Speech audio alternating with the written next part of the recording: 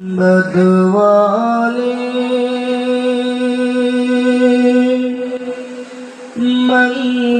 मंजूर दुआ करना जब वक्त नजर आए आका दीदार अता करना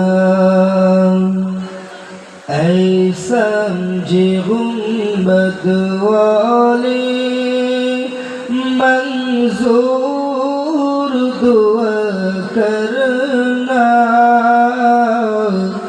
जब वक्त नज़र आए आका दीदार अता करना ऐ नूर खुदा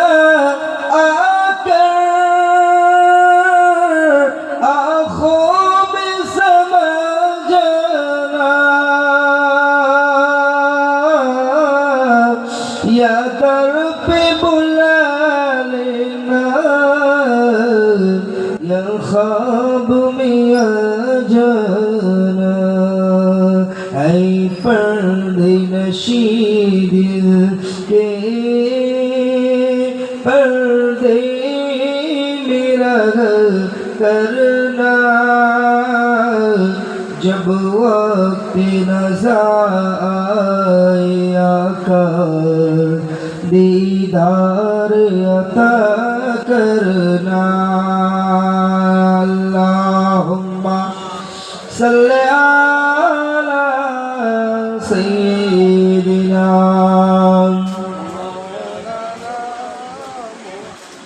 व अला आलि सय्यिदिना आगे के ठीक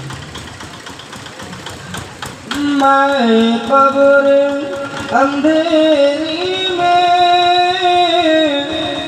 घबराऊंगा जब तन्हा इमदाद मेरी करने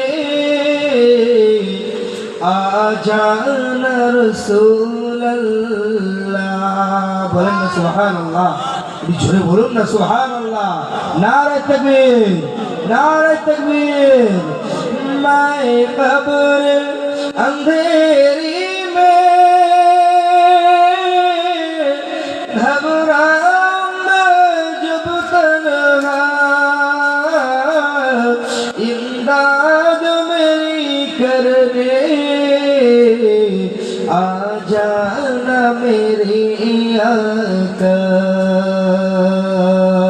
रोशन मेरी तुरबत को ऐ नूर खुदा करना जब वक्त नज़र आए आका दीदार अता करना अल्लाहुम्मा सल्ली अला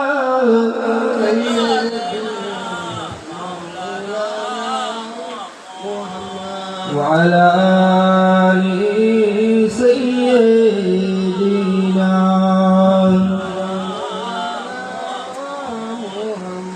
मुजरिम हूँ जहाँ भर का महशर में भरम रखना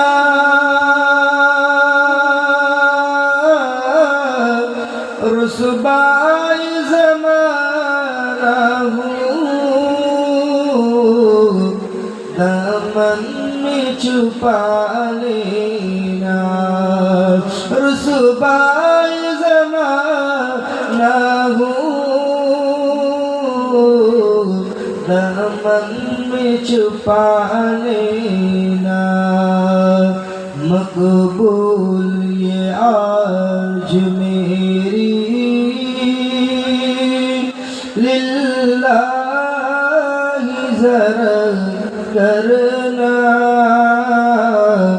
जब वक्त नजर आकर दीदार अता करना सब गुम्बद वाले मंजूर दुआ करना जब वक्त नजर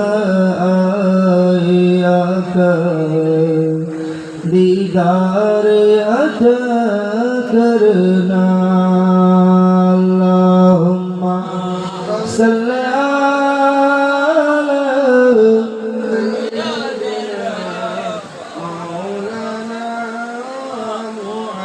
अला सय्यिदिना ওই পাহাড়কে যদি প্রশ্ন করো সৃজন করেছে কে তোমাকে ভাষাহীন এক জবাব পাবে আমার মালিক সে যে আল্লাহ তাআলা ওই সাগরকে যদি প্রশ্ন করো সৃজন করেছে কে তোমাকে ঢেউে ঢেউে তার জবাব পাবে আমার প্রভু সে যে আল্লাহ তাআলা ওই পাহাড় বলো নদী সাগর বলো ওই পাহাড় বলো নদী সাগর বলো সবই যে তোমার দয়া ফুরান সে যে আল্লাহ মহান আল্লাহ সে যে আল্লাহ মহান আল্লাহ সে যে আল্লাহ মহান আল্লাহ সে যে আল্লাহ মহান আল্লাহ কালমা লা ইলাহা ইল্লাল্লাহ লা ইলাহা ইল্লাল্লাহ লা ইলাহা ইল্লাল্লাহ মুহাম্মাদুর রাসূলুল্লাহ সাল্লাল্লাহু আলাইহি ওয়াসাল্লাম। আলহামদুলিল্লাহ, আজকের জলসার নির্বাচিত নির্ধারিত শ্রদ্ধেয় সভাপতি সাহেব, বিশেষ করে সুদূর ফুরফুরা শরীফ থেকে আগত মুজাদ্দিদুজ্জামান দাদা হুজুর পীর কিবলা রহমাতুল্লাহ আলাইহির একনিষ্ঠ খলিফা আমার দাদা হুজুর পীর কিবলা রহমাতুল্লাহ আলাইহির অত্যন্ত কাছের মানুষ, যাকে তামাম বঙ্গ আসামের মানুষ বড় হাফেজ সাহেব হুজুর নামে চেনে। হযরত আব্দুল লতিফ সাহেব রহমাতুল্লাহ আলাইহির সুযোগ্য নাতি আমাদের শ্রদ্ধেয় সাইফুল্লাহ হুজুর কেবলা, তিনি আপনাদের সম্মুখে ওয়াজ নসিহত করে গেছেন। পাশাপাশি বিভিন্ন দূর দূরান্ত থেকে আগত উলামা হযরত তারা কোরআন হাদিসের আলোকে মূল্যবান নসিহত আপনাদের সম্মুখে পেশ করেছেন। বিশেষ করে আজকে যেখানে বসে বক্তব্য রাখতে চলেছি, এটাকে বলা যায় যে আলেম তৈরির কারখানা এবং সে আলেম তৈরির কারিগর যারা না, অর্থাৎ এই বড়াগড় বন মসজিদ অত্র এলাকার যে স্বনামধন্য মাদ্রাসা, প্রখ্যাত দীর্ঘদিনের পুরনো প্রতিষ্ঠানের সুযোগ্য মুহতারাম মুআজ্জাম ওস্তাদ হুজুরগণ তারা বক্তব্য রেখেছেন, পেশ করেছেন। আমি অধম গুনাহগার মাওলানা মুস্তাফিজুর রহমান হানাফি সুদূর উত্তর 24 পরগনা থেকে আপনাদের খিদমতে হাজির হয়েছি। আল্লাহ পাক রব্বুল আলামিন কিছু বলার তৌফিক দেন, সকলে বলেন আল্লাহুম্মা আমিন। বিশেষ করে আমি ধন্যবাদ জানাবো, কৃতজ্ঞতা প্রকাশ করছি আপনাদের কাছে। এখন রাত কম বেশি প্রায় 2:30টার কাছাকাছি, তথাপিও আপনারা একেবারে দৃঢ়ভাবে নির্ঘুম চোখে কোরআনের মাহফিলে বসেছেন। আমি অন্তরের স্থল থেকে অভিবাদন জ্ঞাপন করি পর্দার অন্তরালে অবস্থিতা স্নেহময়ী মমতাময়ী মা আয়েশা সিদ্দিকা, মা খাদিজাতুল কুবরা রাদিয়াল্লাহু তাআলা আনহুমাদের সুযোগ্য উত্তরসূরি আমার আম্মা জান ও বোনেদেরকে, কেন তানারাও এত গভীর রজনীতে কোরআনের বাণী শ্রবণ করার জন্য বসেছেন।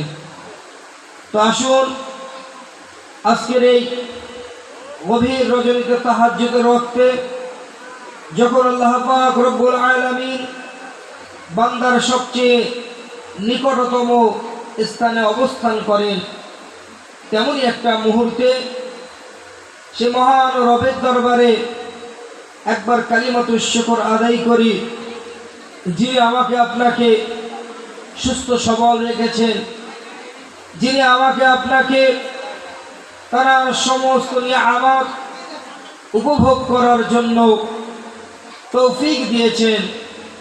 সকলে একবার প্রাণ ভরে পড়েন আলহামদুলিল্লাহ। আওয়াজ কিন্তু সেইভাবে আসলো না।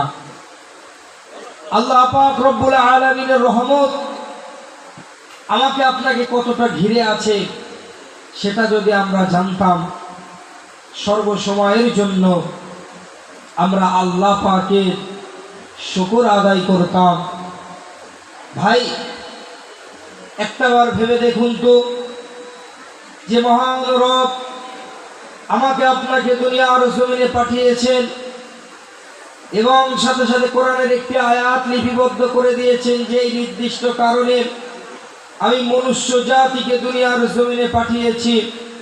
ওমা খলাকতুল জিন্না ওয়াল ইনসা ইল্লা লিয়াবুদুন, আমি জিন এবং ইনসানকে একমাত্র এই উদ্দেশ্য নিয়ে সৃষ্টি করেছি যে দুনিয়ার জমিনে গিয়ে তারা আমি আল্লাহ আমার ইবাদত বন্দেগী করবে, আমার উপাসনা আমার আরাধনা করবে। এই নিয়াতে এই সংকল্প করে আল্লাহ দুনিয়ার জমিনে আমাকে আপনাকে পাঠিয়েছেন।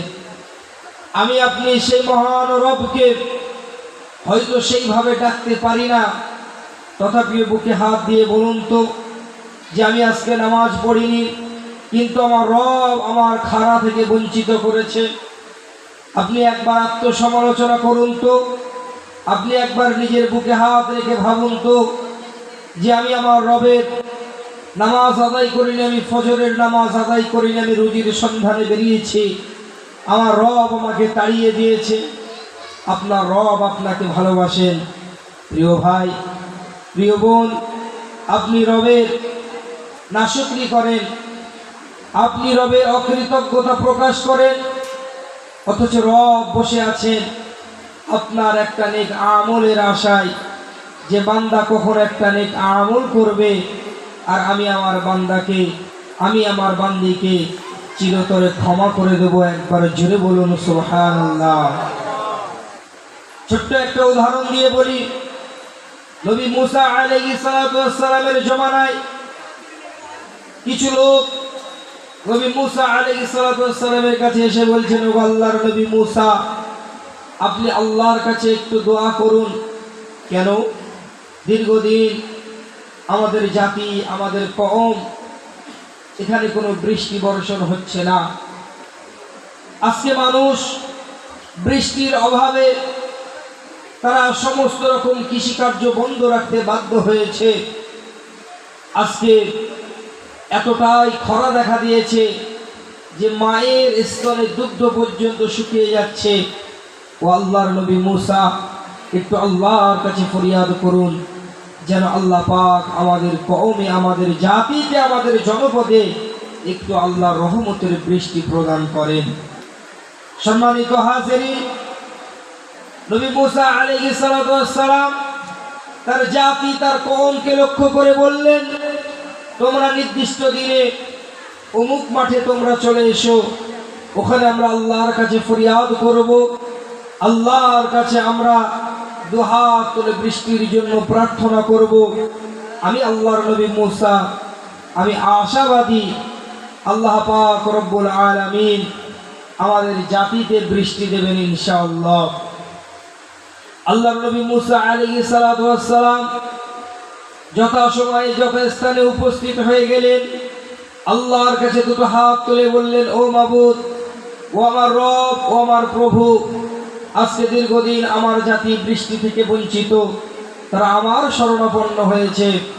ও রব্বুল আলামিন আল্লাহ, আমি আপনার নবী মুসা আলাইহিস সালাতু ওয়াস সালাম আপনার কাছে দোয়া চাইছি, এই মুহূর্তে এই জাতিতে আপনি বৃষ্টি বর্ষণ করুন। আল্লাহ পাক রব্বুল আলামিন ব্যক্তহীন ভাষায় জানিয়ে দিলেন, নবী মুসা, আমি তোমার জাতিতে বৃষ্টি বর্ষণ করতে পারবো না। নবী মুসা জানিয়ে দিলেন, ও রব্বুল আলামিন আল্লাহ, কেন? আমি কি আপনার নবী নই? আমি কি রাসূল নই? আমি কি কালিমুল্লাহ নই? আল্লাহ পাক রব্বুল আলামিন বললেন, বরহাক, নাআম, অবশ্যই তুমি আমার নবী, তুমি আমার রাসূল, আমি তোমাকে কালিমুল্লাহ উপাধিতে ভূষিত করেছি বটে, তবে এই জনপদে এমন একজন মানুষ আছে জীবনে এমন কোনো গুনাহ নেই ওই ব্যক্তির দ্বারা সংগঠিত হয়নি। ওই মানুষটিকে যতক্ষণ না বার করে দেবে তোমার জাতিতে আমি আল্লাহ বৃষ্টি বর্ষণ করব না। মুসলমান আমার ভাইজানেরা, সোনার চাঁদ মানিকেরা, ও আমার আম্মা জানো বোনেরা, ও নবী পাকের প্রেমিকেরা, কান খুলে শুনে রেখে দিন বাবা। আল্লাহর নবী মুসা আলাইহিস সালাতু ওয়াস সালামকে আল্লাহ পাক তৌহিদ ভাষায় জানিয়ে দিলেন, ও নবী মুসা, যতক্ষণ না তোমার এই জনপদ থেকে, এই মজলিস থেকে, মেহফিল থেকে ওই মানুষটাকে বার করে দিতে পারবে, ওই গুনাহগার মানুষটিকে বার করে দেবে, ততক্ষণ পর্যন্ত আমি আল্লাহ পাক রব্বুল আলামিন তোমার জাতিতে বৃষ্টি দেব না। নবী মুসা আলাইহিস সালাতু ওয়াস সালামের জমানার ওই মানুষটি এবার চিন্তায় পড়ে গেলেন, আরে আল্লাহ পাক রব্বুল আলামিন আল্লাহ, যদি এই মুহূর্তে আমার মুখোশটা উন্মোচন করে দেন, আমার পাপের কথাটা সকলেই জেনে যাবে। ওই মানুষটা এবার মনে মনে অনুতপ্ত হলো, আল্লাহর কাছে ফরিয়াদ করে বললেন, ও রব্বুল আলামিন আল্লাহ, তাম জীবনে অনেক গুনাহ করেছি, পাপ করেছি, অন্যায় করেছি বটে আল্লাহ।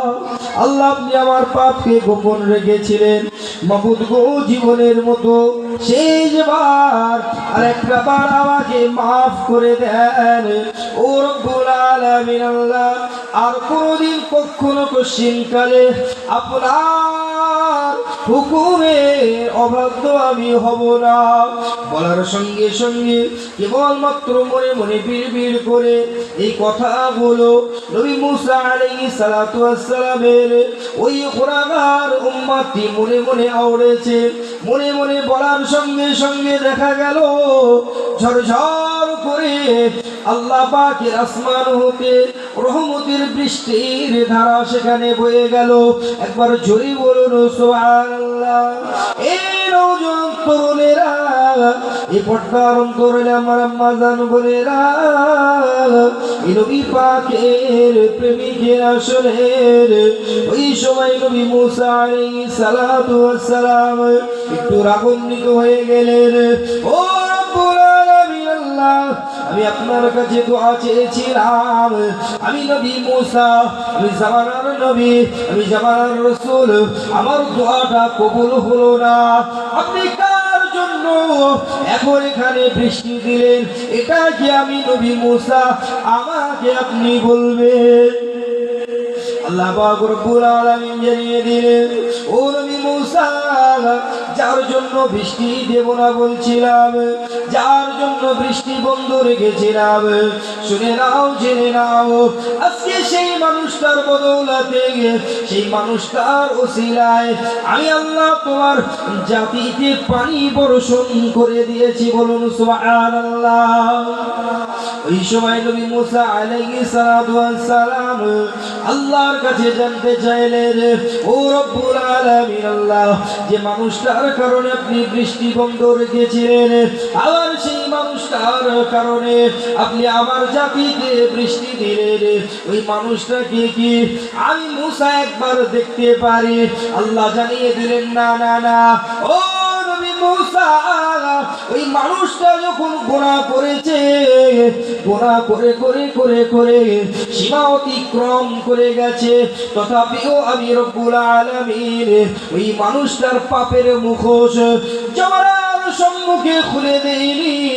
আজকে ওই মানুষটা তো তওবা করে আমি আল্লাহ আমার বন্ধু হয়ে গেছে, ওই মানুষটাকে আমি কেমন করে বেইজ্জত করতে পারি? ওই মানুষটা আমি আল্লাহ আমার কাছে ফিরে এসেছে, ইবাদত করার অঙ্গীকার করেছে, আমি আল্লাহ তার তামাম জীবনের গুনাহ খাতা ক্ষমা করে দিয়ে আমার ওলির খাতায় তার নামটা লিখে নিলাম। একবার জোরে বলা যাবে না সুবহানাল্লাহ? আরো জোরে বলুন সুবহানাল্লাহ। আল্লাহ পাক আমাকে আপনাকে ক্ষমা করার জন্য স্রেফ একটা কারণ খোঁজে, একটা কারণ পেয়ে যাবে, আল্লাহ আমাদের ক্ষমা করে দেবে। সেই রব্বুল আলামিনের শুকর আদায় করতে এত কার্পণ্য কেন? একবার সকলে জোরে সোরে হৃদয়ের একেবারে অন্তরের অন্তরস্থল থেকে রাতের অন্ধকার ভেদ করে আল্লাহ পাকের আরশে আজিমে জানিয়ে দিন যে আল্লাহ পাক, আমরা আপনার শুকর গুজারি বান্দা। সকলে প্রাণ ভরে উচ্চ আওয়াজে পড়ুন আলহামদুলিল্লাহ। তারপরে পরই অসংখ্য দরুদ ও সালাম বর্ষিত হোক আমার আপনার নবী, দিন দুনিয়ার বাদশাহ হাবিবুল্লাহ জনাবে মুহাম্মদুর রাসূলুল্লাহ। সকলে বলুন সাল্লাল্লাহু আলাইহি ওয়াসাল্লাম। যারাকে সৃষ্টি না করলে আল্লাহ পাক রব্বুল আলামিন কুল কায়নাত আসমান জমিন কিছুই সৃষ্টি করতেন না, সেই বিশ্ব নবীর শানে, সেই বিশ্ব নবীর উপরে বর্ষিত হোক অসংখ্য দরুদ ও সালাম। সকলে একবার প্রাণ ভরে পড়ুন সাল্লাল্লাহু আলাইহি ওয়াসাল্লাম। সম্মানিত হাজিরিন, আজকে যে নবীর শানে দরুদ পড়লাম, এই রসুলের সম্মান কত এবং এই রসুলের উম্মত হওয়ার কারণে আমরা কতটা সৌভাগ্যের অধিকারী। ছোট্ট একটা ঘটনা আপনাদেরকে বলি, আল্লাহর শুকরিয়া কেন আদায় করব, ছোট্ট একটা উদাহরণ দিয়ে বুঝিয়েছি। রসুলের শানে দরুদ কেন পড়ব, রসুল আমাদের কাছে কতটা দামি এবং রসুলের উম্মত হওয়ার কারণে আমরা কতটা সৌভাগ্যবান হয়েছি। ছোট্ট একটা ঘটনা বলি। ভাই নবী মুসা আলাইহিস সালাতু ওয়াস সালামের জমানার একটা ঘটনা বললাম। এই নবী মুসা আলাইহিস সালাতু ওয়াস সালাম যে জাতিতে এসেছিলেন, সেই জাতিটার নাম হলো বনি ইসরাইল। এই বনি ইসরাইলে একজন ব্যক্তি ছিলেন, নাম হলো শামাউন। এই শামাউন একাধারে আপনার 450 বছর আল্লাহ পাকের ইবাদত করেছেন, আল্লাহ পাকের বান্দেগি করেছেন। তো এই শামাউন 450 বছর আল্লাহ পাকের ইবাদত করার পরে যখন নবী মুহাম্মদুর রাসূলুল্লাহ সাল্লাল্লাহু আলাইহি ওয়াসাল্লাম এই শামাউনের কাহিনী, শামাউনের ঘটনা তার সাহাবাদের সম্মুখে বর্ণনা করতে লেগেছেন, তখন আল্লাহ রসুলের কোনো কোনো সাহাবী তাদের মনটা একটু ছোট হয়ে গেল। কেন? যে ও নবী মুহাম্মদুর রাসূলুল্লাহ সাল্লাল্লাহু আলাইহি ওয়াসাল্লাম আজকে শামাউন বনি ইসরাইলের একজন যুবক 450 বছর একাধারে আল্লাহ পাকের ইবাদত করেছেন, কিন্তু আমরা তো ক্ষণস্থায়ী জীবন নিয়ে দুনিয়ার জমিনে পদার্পণ করেছি। আমরা তো গড়ে হয়তো 60 বছর 70 বছর, বড় জোর 100 বছর বাঁচব। এই 100 বছরের মধ্যে আমাদের খাওয়া, ঘুম, টাকা রোজগার স্ত্রী, পুত্র, কন্যা, বাপ মা তাদের দেখাশোনা করতে গিয়ে আমাদের জীবনের সিংহভাগ সময়টাতে এদিকেই ব্যয় হয়ে যাবে। আমরা তো এত বছর ইবাদত করা থেকে বঞ্চিত হয়ে যাব। সদ্য আমাদের রমজান মাস পার হয়ে গেল। সম্মানিত হাজিরিন, আল্লাহ রাসূল সাল্লাল্লাহু আলাইহি ওয়াসাল্লাম এই কথাটা শুনে একটু মাথাটা নিচু করে নিলেন, হেট করে নিলেন, মনটা বড় খারাপ হয়ে গেল। আল্লাহ পাক রব্বুল আলামিন সঙ্গে সঙ্গে জিবরিল আমিন মারফত আল্লাহ রাসূলের কাছে কোরআনের আয়াত নাজিল করে জানিয়ে দিলেন, ইন্না আনসালনাহু ফি লাইলাতিল কদর ওয়া মা আদরাকা মা লাইলাতুল কদর লাইলাতুল কদরি খায়রুম মিন আলফি শাহর। ওই সময়ে আপনার কিনা জিবরাইল মারফত আল্লাহ জানিয়ে দিলেন, হে নবী, হে মুহাম্মদ মুস্তাফা, হে আমার হাবিব সাল্লাল্লাহু আলাইহি ওয়াসাল্লাম, আপনি দুঃখ করবেন না। আমি বনি ইসরাইলের জাতিকে আমি দীর্ঘ হায়াত দিয়েছিলাম, কিন্তু তাদেরকে আমি কদরের রজনী দিইনি। আমি তোমাকে দান করে দিলাম কদরের রজনী। হে নবী, তুমি কি জানো কদরের রজনী কি? কদরের রজনী হলো 1000 মাস অপেক্ষা উত্তম। অর্থাৎ একটা রজনী, এমন একটা রাত আমরা উম্মতে মুহাম্মাদি হওয়ার কারণে পেয়েছি যে একটা রাত্রে ইবাদত করলে 84 বছরের বেশি ইবাদতের সওয়াব আমাদের আমলনামায় লেখা হয়। একবার জোরে বলুন সুবহানাল্লাহ। সেই নবীর উম্মত হতে পেরে আজকে আমরা সৌভাগ্যবান কিনা বলুন? জি, অবশ্যই করে আমরা সেই নবীর উম্মত হতে পেরে নিজেদেরকে গর্বিত বোধ করি। কিন্তু বিষয় আজকে আফসোস যে আজকে আমরা আখিরি জামানার নবীর উম্মত হতে পেরেছি। तमाम নবীন, সিদ্দিকিন, শুহাদা, সালিহিন, तमाम নবী রাসূল, আম্বিয়াগণ আল্লাহর কাছে ফরিয়াদ করে বলেছিলেন, ও রব্বুল আলামিন, আল্লাহ আমাদেরকে কোনো নবী নয়, আমাদেরকে কোনো রাসূল নয়, বরং আখিরি জামানার নবীর উম্মত করে পাঠান। কেন তিনি বলেছিলেন? কেন তারা বলেছিলেন? তার কারণ হলো নবী মুসা আলাইহিস সালাতু ওয়াস সালাম, তার উপরে যে কিতাব নাজিল হয়েছিল সেটার নাম হলো তাওরাত। তিনি তাওরাতে পড়তে পড়তে একবার দেখছেন যে এক জায়গায় লেখা আছে যে আখিরি জামানায় একজন নবী আসবেন, আখিরি জামানায় একজন রাসূল আসবেন।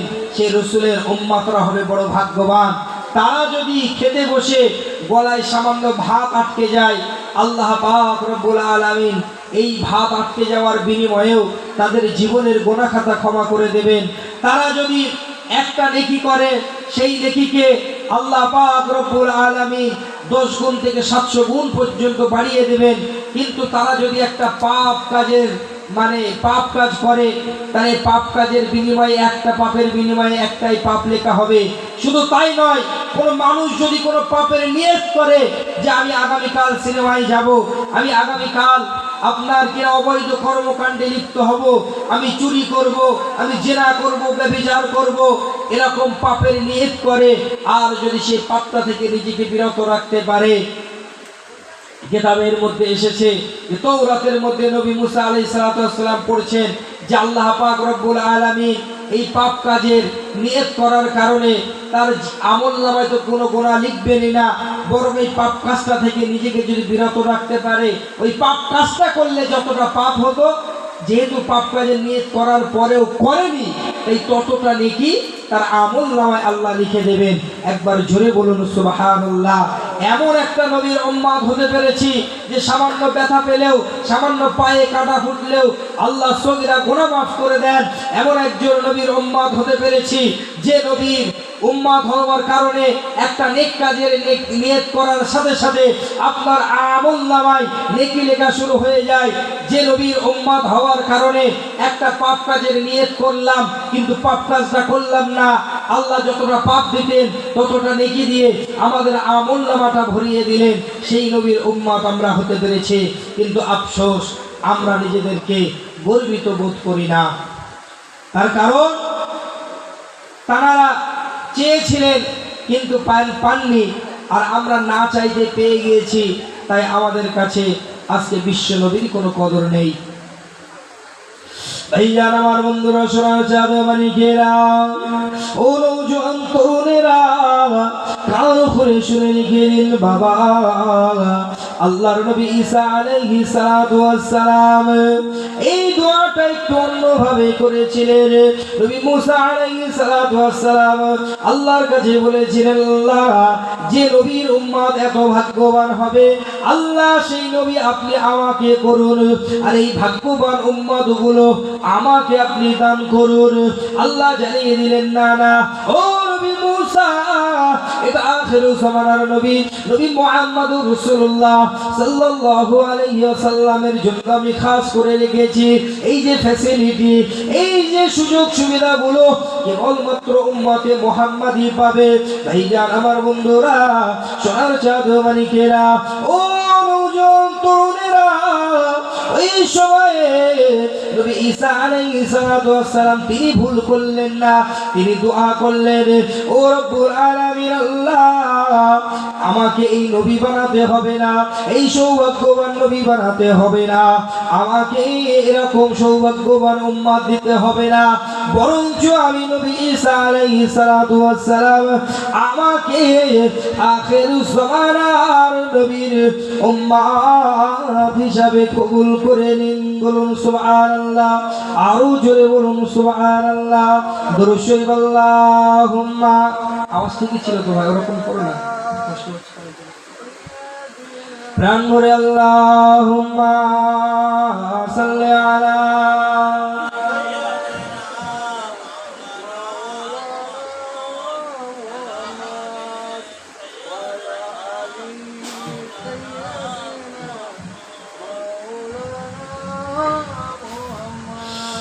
জন্ম আমার নবীর যুগে হলে কেমন হতো, জন্ম আমার নবীর যুগে হলে কেমন হতো, তু নয়নে রাসূল পাক দেখিলে কেমন হতো, জন্ম আমার নবীর যুগে হলে কেমন হতো, আসতো ভেসে হযরতে বেলালের মধুর আযান, যে আযান ছিল এমন প্রেম মুগ্ধ রহমান, দয়াল নবীর পিছে নামাজ পড়লে কেমন হতো, দয়াল নবীর পিছে নামাজ পড়লে কেমন হতো, আরে তু নয়নে রাসূল পাক দেখিলে কেমন হতো, জন্ম আমার নবীর যুগে হলে কেমন হতো। আল্লাহুম্মা সাল্লি আলা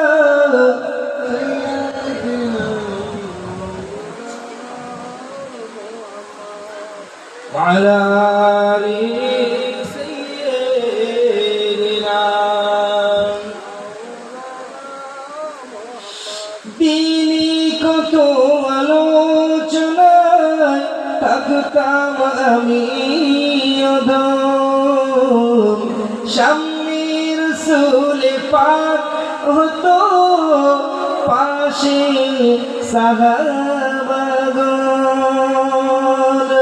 দিনী কত আলোচনায় থাকতাম আমি অধম, সামনে রাসূল পাক হতো পাশে সাহাবাগণ, আবু বকর উমর উসমান আলী, সঙ্গী কেমন হতো, জোরে বলুন না সুবহানাল্লাহ, জোরে হবে না সুবহানাল্লাহ, নারে তাকবীর, নারে তাকবীর, নারে তাকবীর। তিনি কত আলোচনায় থাকতেন তামামি আদা শামির রসুল পাক তো পাশে সাহাবাগণ আবু বকর উমর সুমানি সঙ্গী কেমন হতো দুনয়নের রসুল পাক দেখিলে কেমন হতো জন্ম আমার নবীর যুগে হলে কেমন হতো আল্লাহুম্মা সাল্লি আলা সাইয়্যিদিনা মাওলানা মুহাম্মদ ওয়া আলা আলি সাইয়্যিদিনা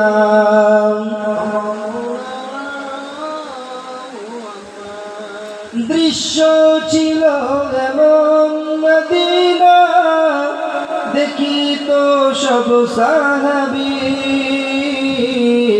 খেলছে শিশু হাসান হোসেন সঙ্গী দয়াল নবী নবীর পাক জবানি ডাকছে হাসান শুনলে কেমন হতো নবীর কাঁধ মুবারক নাতি হুসেন দেখলে কেমন হতো দুনয়নের রসুল পাক দেখিলে কেমন হতো জন্ম আমার নবীর যুগে হলে কেমন হতো জন্ম আমার নবীর যুগে হলে কেমন হতো আল্লাহুম্মা সাল্লি আলা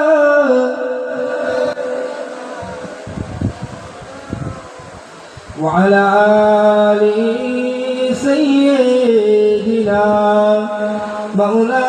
مولانا محمد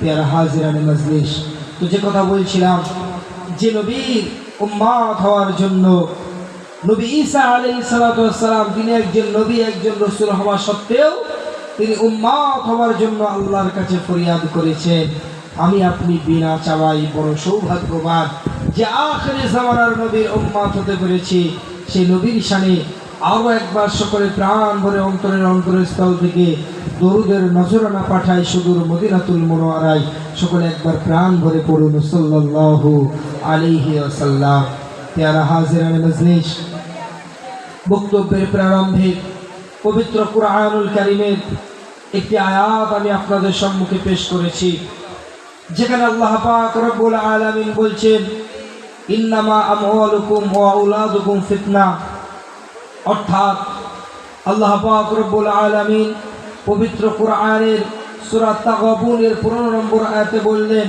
ইন্নামা আমওয়ালুকুম ওয়া আওলাদুকুম ফিতনা নিশ্চয়ই তোমাদের সন্তান নিশ্চয়ই তোমাদের সম্পদ তোমাদের জন্য ফিতনার কারণ তোমাদের জন্য বিপদের কারণ বিপত্তির কারণ পক্ষান্তরে আবার আল্লাহ পাক রব্বুল আলামিন সূরা কাহফের 46 নম্বর আয়াত আল্লাহ জানিয়ে দিলেন আল মালু ওয়াল বানুনা জিনাতুল হায়াতিদ দুনিয়া এই দুনিয়ার জমিনে তোমাদের সম্পদ এবং তোমাদের সন্তান তোমাদের জন্য অলংকার স্বরূপ শোভা স্বরূপ তোমাদের সৌন্দর্যের প্রতীক আল্লাহ পাক রব্বুল আলামিন কেন এটা বললেন আল্লাহ পাক রব্বুল আলামিন পবিত্র কোরআনুল কারীমে এক জায়গায় বললেন সন্তান আর সম্পদ এটা আমার আপনার জন্য বিপদের কারণ আবার এক জায়গায় বললেন যে সন্তান আর সম্পদ আমার আপনার জন্য শোভা অলংকার স্বরূপ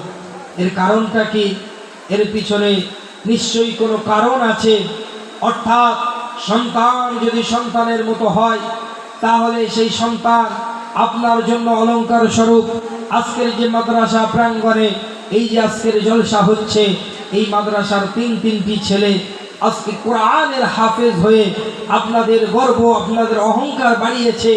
একটাবার ভাবুন, আপনাদের এলাকার মাদ্রাসার ছাত্র কোরআনের হাফেজ হয়েছে, এটা আপনাদের জন্য গর্ব বা অহংকারের কারণ নয় কি? বলুন। অবশ্যই করে এটা আপনাদের জন্য গর্ব, এটা আপনাদের জন্য অহংকার। পক্ষান্তরে এটা ভাবুন তো, যে কৃতি সন্তানগুলো যাদের গর্ভে, যাদের ঔরসে জন্ম নিয়েছে, অর্থাৎ ওই হাফেজে কোরআনের পিতামাতা আজকে কতটা গর্বিত। সন্তান যদি সন্তানের মতো হয়, তাহলে এটা মাথায় রাখবেন যে সেটা আপনার জন্য শোভা, সেটা আপনার জন্য অলংকার স্বরূপ। আর যদি সন্তানের মতো না হয়, তাহলে বুঝতে হবে যে সেটা আপনার জন্য বিপদের কারণ।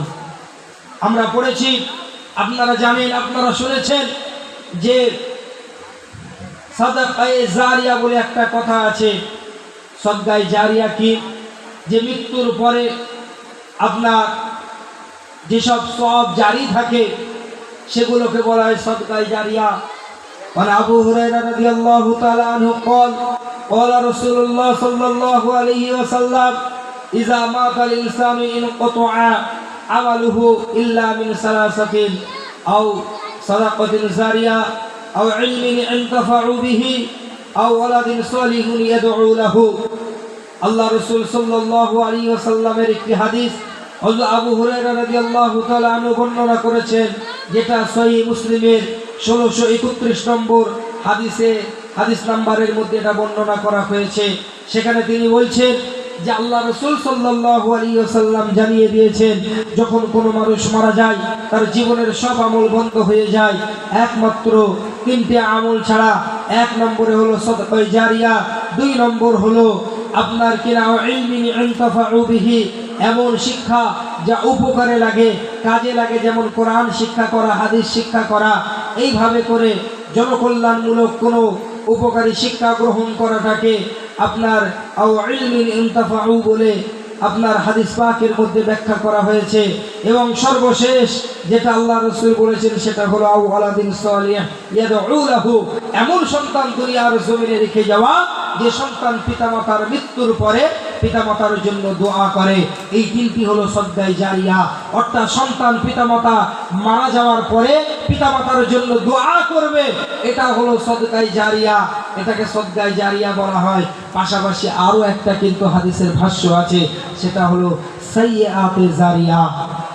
সেটা হলো সাইয়্যাতে জারিয়া। আপনি দুনিয়ার জমিনে এক সন্তান রেখে গেলেন, ওই সন্তান আপনার জন্য দোয়া করলো, এই দোয়ার বিনিময়ে, এই দোয়ার বাবরকতে আল্লাহ আপনার কবরটাকে জান্নাতের বাগান বানিয়ে দিয়ে দেবেন। পক্ষান্তরে আপনি এমন একটা সন্তান রেখে গেলেন যে সন্তান কোনোদিন কোরআন পড়ে না, যে সন্তান কোনোদিন মাদ্রাসামুখ হয় না, যে সন্তান কোনোদিন মসজিদে যায় না, যে সন্তান কখনো নামাজ পড়ে না, যে সন্তান বিধর্মীদের মতো স্টাইলে চলাফেরা করে, বিধর্মীদের স্টাইলে চুল কাটে, বিধর্মীদের স্টাইলে প্যান্ট শার্ট কোটটাই পরে, বিধর্মীদের স্টাইলে কানে দুল পরে, বিধর্মীদের স্টাইলে আপনার চুলে নানাবিধ কালার করে। আপনি কি ভাবছেন যে নেক সন্তান রেখে গেলে কবরে নেকি পাবেন, আর বদ সন্তান রেখে গেলে আল্লাহ আপনাকে কবরে ছেড়ে দেবে? কসমিন কালেও নয়। কালকে কিয়ামতের দিনে ময়দানে মাহশরে যখন আপনার সন্তানকে জাহান্নামে যেতে বলা হবে, আপনার সন্তান তখন বলবে, আমার পিতামাতাকে ডাকো। তাদের কলিজার উপরে, তাদের বুকে পা দিয়ে আজকে আমরা জাহান্নামে যাব। কেন? তারা দুনিয়ার জমিনে এই নীতি নৈতিকতার শিক্ষা আমাদেরকে দেননি। আজকে ওই জন্যই বলি যে সন্তান যদি ভালো হয়, সেই সন্তানটা হলো আপনার জন্য অহংকার, সেই সন্তান আপনার জন্য শোভা। পক্ষান্তরে আপনার সন্তান যদি খারাপ হয়, সেটা আপনার জন্য আদুউল্লাকুম। কোরআনে অপর একটা আয়াতে আল্লাহ বলেছেন যে ইন্নামা আমওয়ালুকুম ওয়া আওলাদুকুম আদুউল্লাকুম, যে সন্তান সন্ততি কখনো কখনো আপনাদের শত্রু হয়ে দাঁড়াবে। আপনি কি ভাবছেন, আমি বড় হুজুর, আমি বড় নামাজ পড়ি, আমি রোজা করি, আমি হজ করেছি, যাকাত দিয়েছি, আমার কোনো চিন্তা নেই, আমি জান্নাতে চলে যাব। আপনি জান্নাতে ঢুকতে যাবেন, আপনার পিছন থেকে জামা টেনে ধরবে আপনার ওই যে গুনাহগার সন্তান, বলবে তুমি মানে দুনিয়ার জিন্দেগিতে নেক আমল করেছো, তুমি আজকে জান্নাতে যাবে, কিন্তু আমাদেরকে তো এই নীতি নৈতিকতার শিক্ষা প্রদান করনি, আজকে তোমাদেরকে জান্নাতে যেতে দেব না। এই জন্যই তো মাদ্রাসা, এই জন্যই মাদ্রাসা, এই জন্যই এলিম শিক্ষার গুরুত্ব ইসলামে অনেক বড়।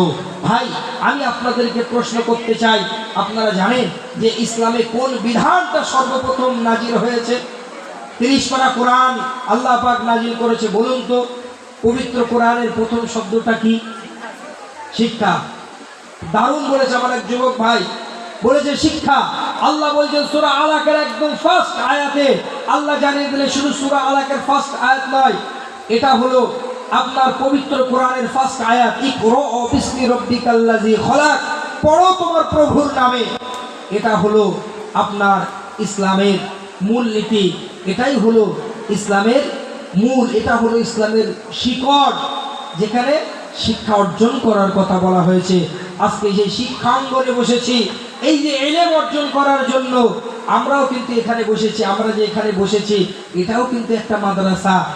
ফুরফুরার পীর ছোট হুজুর পীর কেবলা রহমাতুল্লাহ আলাইহি, আমার ওস্তাদ, তিনি আমাকে বলতেন যে বাবা, আমরা ছোট হুজুর পীর কেবলা রহমাতুল্লাহ আলাইহির মুখে শুনেছি, বাবা জলসার মেহফিলটা হলো, জলসার মজলিসটা হলো বুড়োদের জন্য মাদ্রাসা। কেননা তারা সাংসারিক চাপে, নানাবিধ চাপের কারণে, টেনশনের কারণে, নানা ব্যস্ততার কারণে, টাকা রোজগারের নেশায় আপনার কিনা মা বোনেরা সাংসারিক কাজে ব্যস্ত থাকার কারণে, সন্তানদের মানুষ করার তাড়নায় তারা প্রথাগত যে মাদ্রাসা গিয়ে শিক্ষা অর্জন করতে পারে না। তাই এটা হলো বুড়োদের মাদ্রাসা। সুতরাং এখানে বসার একটা গুরুত্ব আছে। এই যে আপনারা ইলম অর্জন করতে এসেছেন, এই যে আপনারা রাত জেগে এখানে বসেছেন, আপনারা কি পাবেন? মুসলমান আমার ভাইয়েরা, সোনার চাঁদমণিকেরা, এই নওজোয়ান তরুণেরা, আমার আম্মা জান বোনেরা, কান খুলে শুনে রেখে দিন, আপনারা কেন এখানে বসেছেন, বিনিময়ে কি পাবেন? আপনারা এখানে এসেছেন ইলম অর্জনের উদ্দেশ্যে, যে আজকে দূর দূরান্ত থেকে আলেম ওলামারা আসবেন, তারা বিভিন্ন কোরআন হাদিসের আলোকে কথা বলবেন, আমরা সেই জ্ঞানটা অর্জন করব, বাস্তব জীবনে তার প্রতিফলন ঘটানোর চেষ্টা করব। এর বিনিময়ে আপনারা কি পাবেন? আল্লাহ রাসূলের সাহাবা হযরত আবু দারদা রাদিয়াল্লাহু তাআলা আনহু, হুজুর আমার 1 তারিখে দামেস্কের একটা মসজিদে বসে আছে। আল্লাহ রাসূলের সাহাবীর নাম হলো আবু দারদা রাদিয়াল্লাহু তাআলা আনহু। এমন সময় তিনি লক্ষ্য করে দেখলেন, খেয়াল করে দেখলেন, বাবা সুদূর মদিনাতুল মুনাওয়ারা থেকে এক ব্যক্তি আগন্তুক, তিনি আবু দারদা রাদিয়াল্লাহু তাআলা আনহুর কাছে এসেছেন। হযরত আবু দারদা রাদিয়াল্লাহু তাআলা আনহুকে ওই মানুষটা সালাম করে বললেন, ও আবু দারদা রাদিয়াল্লাহু তাআলা আনহু, আমি তোমার কাছে এসেছি একটা বিষয় যাচাই করতে। আবু দারদা রাদিয়াল্লাহু তাআলা আনহু জানিয়ে দিলেন, ও বাবা মুসাফির, তুমি মদিনা শরীফ থেকে কম বেশি 1200 কিলোমিটার পায়ে হেঁটে এসেছো কেবলমাত্র একটা বিষয় যাচাই করতে। ওই মানুষটা বলেছিলেন, হা হা হা হা, কেবলমাত্র একটা হাদিস আমি যাচাই করতে এসেছি। তাই আমার বন্ধুরা, তৎকালীন জমানায় তো এমন ফোন ছিল না, এমন উন্নত যোগাযোগ মাধ্যমের কোনো ব্যবস্থা ছিল না। ওই সময় ওই ব্যক্তি কি বলেছিলেন, কেবলমাত্র আমি একটা হাদিস আপনার কাছে যাচাই করতে এসেছি। আবু দারদা রাদিয়াল্লাহু তাআলা আনহু বললেন, তুমি সত্যি করে বলো, তুমি নিশ্চয়ই ব্যবসার কাজে এসেছো, নিশ্চয় অন্য কোনো কাজে এসেছো, আর সেই কাজের মাঝে আমার কাছে হাদিসটা যাচাই করতে এসেছো? ওই ব্যক্তি বললেন, আল্লাহর কসম, না না না, কেবলমাত্র ইলম অর্জনের জন্য, জ্ঞান অর্জনের জন্য আমি হাদিস পাকটা যাচাই করতে এসেছি। তুমি নাকি একটা হাদিস বর্ণনা করেছো, যে হাদিসে তুমি বলেছো যদি কোনো মানুষ জ্ঞান অর্জনের জন্য যত কদম এগিয়ে যাবে, আল্লাহ পাক তার জন্য জান্নাতটা সহজ করে দেবে। আবু দারদা রাদিয়াল্লাহু তাআলা আনহু দায়িত্বহীন ভাষায় জানিয়ে দিয়েছিলেন, হা হা হা, আল্লাহ রাসূল সাল্লাল্লাহু আলাইহি ওয়াসাল্লামের মুখ থেকে আমি হাদিসটা কয়েকবার শুনে আমি আবু দারদা রাদিয়াল্লাহু তাআলা আনহু বর্ণনা করেছিলাম। আল্লাহ রাসূল স্বয়ং জানিয়ে দিয়েছিলেন, যদি কোনো ব্যক্তি জ্ঞান অর্জনের জন্য, ইলম অর্জনের জন্য বাড়ি থেকে বার হয়, ওই মানুষটার জন্য আল্লাহ পাক জান্নাত সহজ করে দেবেন। ভাইজান আমার বন্ধুরা, ও সোনার চাঁদ মানিকেরা, ও আমার বাজার বোনেরা, ওই সময় ওই ব্যক্তি জিজ্ঞাসা করেছিলেন আল্লাহ পাক জান্নাত সহজ করে দিবেন বলে এইখানে আল্লাহ পাক কি বোঝাতে চাইলেন। ওই সময় আবু দারদা রাদিয়াল্লাহু তাআলা আনহু দায়িত্বহীন ভাষায় জানিয়ে দিয়েছিলেন, একটা মানুষ ইলম অর্জনের জন্য যখন কোনো মজলিসের দিকে যত কদম এগিয়ে যাবে, ওই কদমটা হয়তো বাড়ি থেকে মজলিস পর্যন্ত হবে, তবে শুনে রেখে দাও, জেনে রেখে দাও, আল্লাহ পাক রব্বুল আলামিন জানিয়ে দিয়েছেন না না না না না, ওই মানুষটা কেবল বাড়ি থেকে ওই মজলিস পর্যন্ত নয়, বরঞ্চ যত কদম বাড়ি থেকে মজলিসের দিকে এগিয়েছে, ওই মানুষটা কাল কিয়ামতের দিনে ময়দানে মাহশরে তত কদম জান্নাতের দিকে এগিয়ে থাকবে। একবার জোরে বলা যাবে না সুবহানাল্লাহ? আপনারা এই এসেছেন না, হেঁটে হেঁটে এসেছেন তো, দূর দূরান্ত থেকে মানুষ এসেছে। আপনারা যত কদম হেঁটে এসেছেন, আপনারা তত কদম জান্নাতের দিকে এগিয়ে রয়েছেন। একবার জোরে বলুন না সুবহানাল্লাহ? আপনাদের আশাটা বৃথা নয়। তবে কিছু মানুষ আছে তারা খুব চালাক। কি জানেন? তারা খুব চালাক। তারা একেবারে শেষ সময় আসে, দোয়া হবে তাবারুক নিয়ে বাড়ি যাব। এরকম মানুষ আছে না নেই বলেন? আছে তো? আচ্ছা ভাই, এরা কেমন চালাক জানেন? একটা গল্প বলি। কাশ্মীরের পাহাড়ি রাস্তা, আপনার একটা বাস যাবে, খুব খেয়াল করে শুনুন, তা নাহলে বুঝতে পারবেন না। যখন কোনো নীতিবাক্য বলবো, গল্পটা খেয়াল করতে হয়। এই গল্পটা সির্ফ গল্প নয়, এটা একটা গল্পের মধ্যে সীমাবদ্ধ নয়, বরং এটার মধ্যে আপনাদের জন্য একটা সুন্দর মেসেজ আছে, একটা বার্তা আছে। তো পাহাড়ি রাস্তায় একটা বাস যাবে, তো বাসে ওঠার আগে টিকিট কাটতে হচ্ছে টিকিট কাউন্টারে। তো বলছে টিকিট কত? তা বলছে 10 টাকা, 50 টাকা আর 100 টাকা। তো বলছে ভেদাভেদ কেন? এই যারা 10 টাকার কাটবে, 50 টাকার কাটবে, 100 টাকার কাটবে, কেউ বসে কেউ দাঁড়িয়ে, এরকমভাবে কি যাবে? কেউ সামনে কেউ পিছনে, কেউ আপনার সামনের সিট নেবে, পিছনের সিট নেবে, এই কারণে?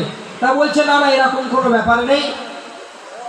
এই যে টিকিট আছে, যে যেখানে জায়গা পারবে, যেখানে পাবে বসে পড়বে, কোনো ব্যাপার নেই। তো কিছু মানুষ চালাক, তারা ভাবছে যদি একই রকম ফ্যাসিলিটি থাকে তাহলে 10 টাকার টিকিট কাটাই ভালো, ঠিক কিনা? আবার কিছু মানুষ ভাবছে যে একই বাস, একই গন্তব্য, 3 রকম টিকিট, নিশ্চয়ই এর মধ্যে কোনো রহস্য আছে। তো এদিকেও গেল না, ওদিকেও গেল না, 50 টাকার টিকিট কেটে নিল। আরেকটা মানুষ, এলাকার মানুষ, তারা ভাবছে, তাদেরকে আমরা সমাজে বোকা বলি, বলছে 100 টাকায় নিশ্চয়ই কোনো ফ্যাসিলিটি থাকবে। তো 100 টাকার টিকিট কয়েকজন ব্যক্তি কেটেছে। তো দেখা গেল কিছুটা অগ্রসর হওয়ার পরে সামনে একটু চড়াই উতরাই রাস্তা, মানে উঁচু নিচু, প্রথমে উঁচু তারপরে আবার ঢালু। এখন বাস কন্ডাক্টর বলছে সকলে নামো। নামার পরে বলছে যারা 100 টাকার টিকিট কেটেছো বাসের ভিতরে গিয়ে বসো, যারা 50 টাকার টিকিট কেটেছো এই যে চড়াই উতরাই আছে, একটু করে উপরে গিয়ে নিচে নেমে ওই মানে সাইডে দাঁড়াও, ওখান থেকে তোমাদের আবার তুলে নেওয়া হবে। আর যারা 10 টাকার টিকিট কেটেছো পেছনে, বাসের পেছনে যাও, বাসটাকে ঠেলো। ভাই, গল্পটা কিছু বুঝলেন? আচ্ছা, 3 জনা 3 রকম টিকিট কেটেছে, 3 রকম ফ্যাসিলিটি পেয়েছে না পাইনি? এই যে আপনারা এতজন বসে আছেন ঘুম কামাই করে, আর একজন ব্যক্তি ভাবছে যে আমি সেই সন্ধ্যাবেলা একবার ঘুরে এসে আর যেতে হবে না। আবার কেউ ভাবছে একেবারে শেষ বেলায় আখেরি মোনাজাতের সময় যাব, দোয়া করব, তাবারুক নিয়ে চলে আসব। এই 3টের ফ্যাসিলিটি কি সমান? 3টের ফ্যাসিলিটি সমান নয়। চালাকি যে করবে সে ফেসে যাবে। যত করবেন চালাকি, পরে বুঝবেন জ্বালাকি। একজন ব্যক্তি ট্রেনে উঠেছে, ট্রেনে উঠে দেখছে ভীষণ ভিড়, এখন খুব চালাক। তবে ও হঠাৎ করে সাপ সাপ বলে চিৎকার করে উঠল। এখন 2 মিনিটের মধ্যে ট্রেনের কামরা ফাঁকা। কেন? ও বলে যে সাপ। সব মানুষ ভয় খেয়ে গিয়েছে, সাপ রয়েছে ট্রেনে, কামড়ে কামড়ে নেবে। এখন মানুষ হুজুগে মাতাল, সব তাড়াতাড়ি তড়ি ঘড়ি সব নেমে চলে গিয়েছে। এখন এ দেখছে বাহ, খুব ভালো হলো, একেবারে পুরো বেডিং পত্র গুছিয়ে নিয়ে 4 হাত পা ছড়িয়ে ট্রেনে খুব আরাম করে শুয়ে আছে। সকালবেলা চা ডাকছে, চায়ে চায়ে চায়ে। তো এই ব্যক্তির ঘুম ভেঙে গেল, দেখছে সূর্যের আলো জানলা দিয়ে ট্রেনের ভিতরে পড়ছে। তো বলছে ভাই এটা কোন স্টেশন? তা বলো এটা যে স্টেশনে ছিল সেই স্টেশনে আছে। বলছি কেন ইগোইনি সারা রাত চলেনি? তা বলছে না। বলে কেন? বলে না এই ট্রেনের কামরা একটা সাপ দেখা গিয়েছিল, ওই জন্য ট্রেনের কামরাটা কেটে রেখে ওই ইঞ্জিন অন্য বগিগুলো নিয়ে চলে গেছে। কিরকম ফেসে গেছে বুঝতে পেরেছেন? চালাকি করেছিল না? যত করবে চালাকি পরে বুঝবে চালাকি। ওই এক কদম এগোতে পারলো চালাকি করে। আপনারা যারা এখানে বসেছেন আপনারা বোকা না, বরঞ্চ আপনারা চালাক। ইয়াকুলু ইয়া লাইতানি কদ্দামতু লি হায়াতি, কালকে কিয়ামতের দিনে ময়দানে মাহশরে তখন কাফেররা বলতে থাকবে, হারে আমরাও যদি এই মজলিসে বসতাম, আমরাও যদি আমাদের আখিরাতের পুঁজি কিছু ওখান থেকে পাঠিয়ে দিতাম কতই তা ভালো হতো। আপনারা এখানে বসেছেন not only for sitting here, এটা বরং আপনি আপনার আমল নামায় কিছু আমল, কিছু নেক ইবাদত আপনি আপনার আমল নামায় পরকালে পাঠিয়ে দিচ্ছেন। বলুন না সুবহানাল্লাহ। আপনার এই বসাটা কেবলমাত্র বসা নয়, প্যারা হাজিরের মজলিস। আপনারা এলেম অর্জন করার জন্য এসেছেন, এলেমের অঙ্গনে বসেছেন, এলেমের প্রাঙ্গণে বসেছেন, কিছু শিখে যান।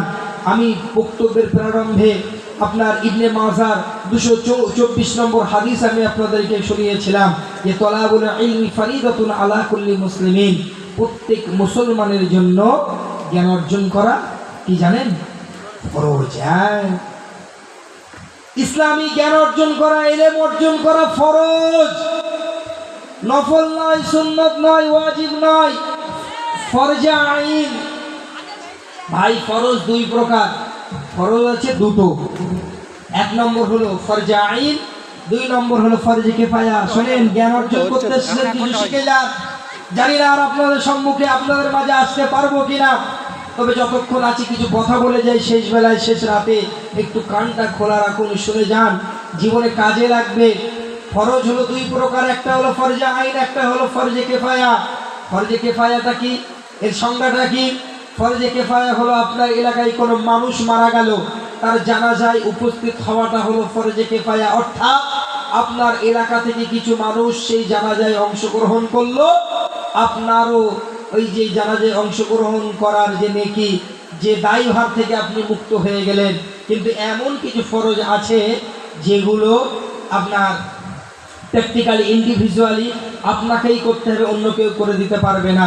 আপনার রোজা, আপনার নামাজ, এটা কেউ করে দিতে পারবে? ভাই কেউ পারবে না। আপনার নামাজ, আপনার রোজা আপনাকেই করতে হবে, বিকজ ইটস ফরজে আইন। তদ্রূপভাবে ইলম অর্জন করা, জ্ঞান অর্জন করাটাও ফরজে আইন। কতটা ফরজে আইন, কতটা জ্ঞান অর্জন করা। আল্লাহ রাসূল সাল্লাল্লাহু আলাইহি সাল্লাম তো বলেছেন যে তোমরা দোলনা থেকে নিয়ে কবর পর্যন্ত জ্ঞান অন্বেষণ করো, জ্ঞান আরোহণ করো। তাহলে ইলম অর্জন করা কতটা আপনার জন্য ফরজ, এটা শিখে যান। ইলম অর্জন করা ফরজ, কতটা ফরজ এটা জানতে হবে তো নাকি? জি, আরে বলেন না, কথা বলেন না, কি রে ভাই? ইলম অর্জন করা ফরজ, কতটা ফরজ সেটা আমাদের জানতে হবে। মুসলমান আমার ভাইয়েরা, সোনার চাঁদ মানিকেরা, এই নওজোয়ান তরুণেরা, এবার মাজান বোনেরা, কান খোলা করে শুনে রেখে আমার আপনার জন্য আল্লাহ রাসূল সাল্লাল্লাহু আলাইহি ওয়াসাল্লাম ব্যক্তহীন ভাষায় হাদিস পাকের মধ্যে জানিয়ে দিয়েছেন, তলাবুল ইলমি ফরিদাতুন আলা কুল্লি মুসলিমিন, নিশ্চয়ই প্রত্যেক মুসলমান নারীর উপরে আপনার কিনা ইলম শিক্ষা করা ফরজ।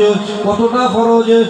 এক নম্বরে আপনাকে জানিয়ে দিলাম, আপনার কবরে যখন আপনাকে কবরে শোয়ানো হবে, যখন আপনাকে কবরে দাফন করে দেওয়া হবে, যখন আপনাকে কবরে দাফন করে দেওয়ার পরে আপনার আত্মীয় পরিজনরা গুটি গুটি গুটি গুটি পায়ে যারা নিজের গন্তব্য, নিজের বাড়ির দিকে রওনা হয়ে যাবে, ওই সময় মুনকার নকির নামে আপনার কবরে ফারিস্তা চলে আসবে, আপনাকে সওয়াল করবে।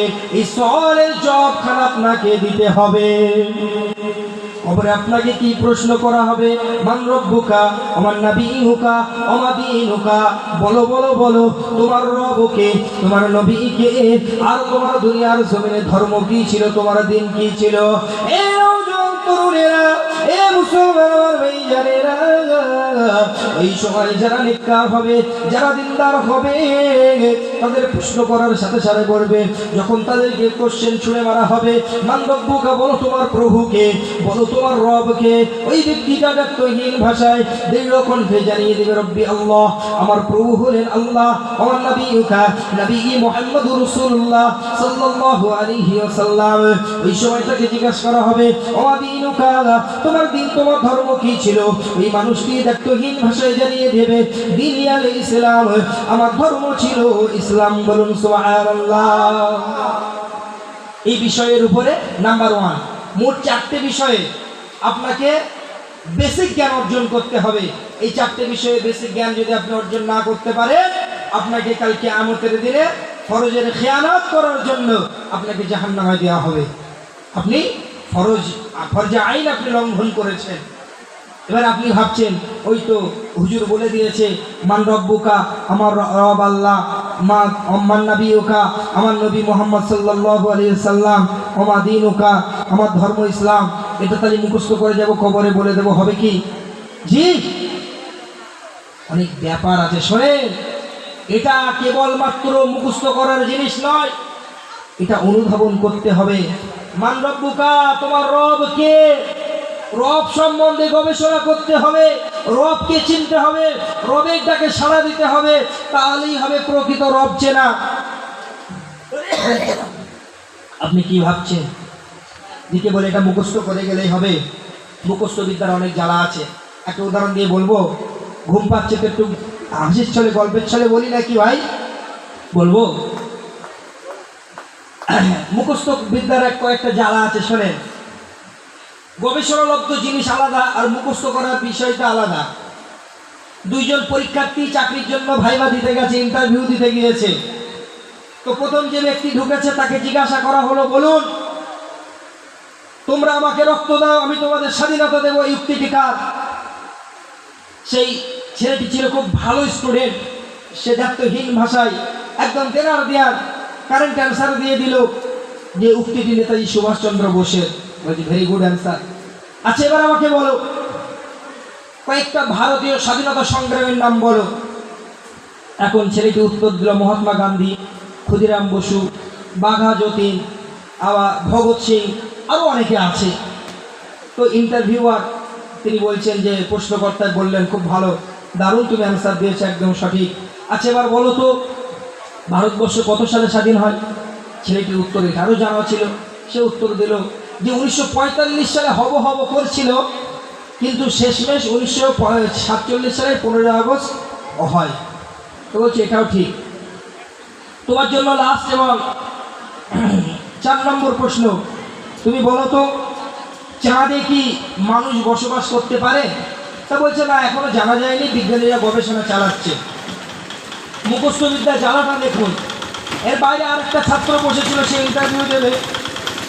এখন এবার সে ওই ব্যক্তিকে জিজ্ঞাসা করছে যে, ভাই প্রশ্ন কি করেছে? তা বলছে, ভাই প্রশ্ন কি করেছে মনে নেই, উত্তরগুলো মনে আছে। বলে, ভাই উত্তরগুলো বল, তাহলে ওইগুলোকে আমি বলে দেবো।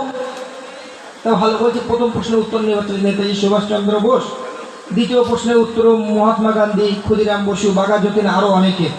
3 নম্বর প্রশ্নের উত্তর হলো 1945 সালে হব করছিল, কিন্তু 1947 সালে 15 আগস্ট হয়।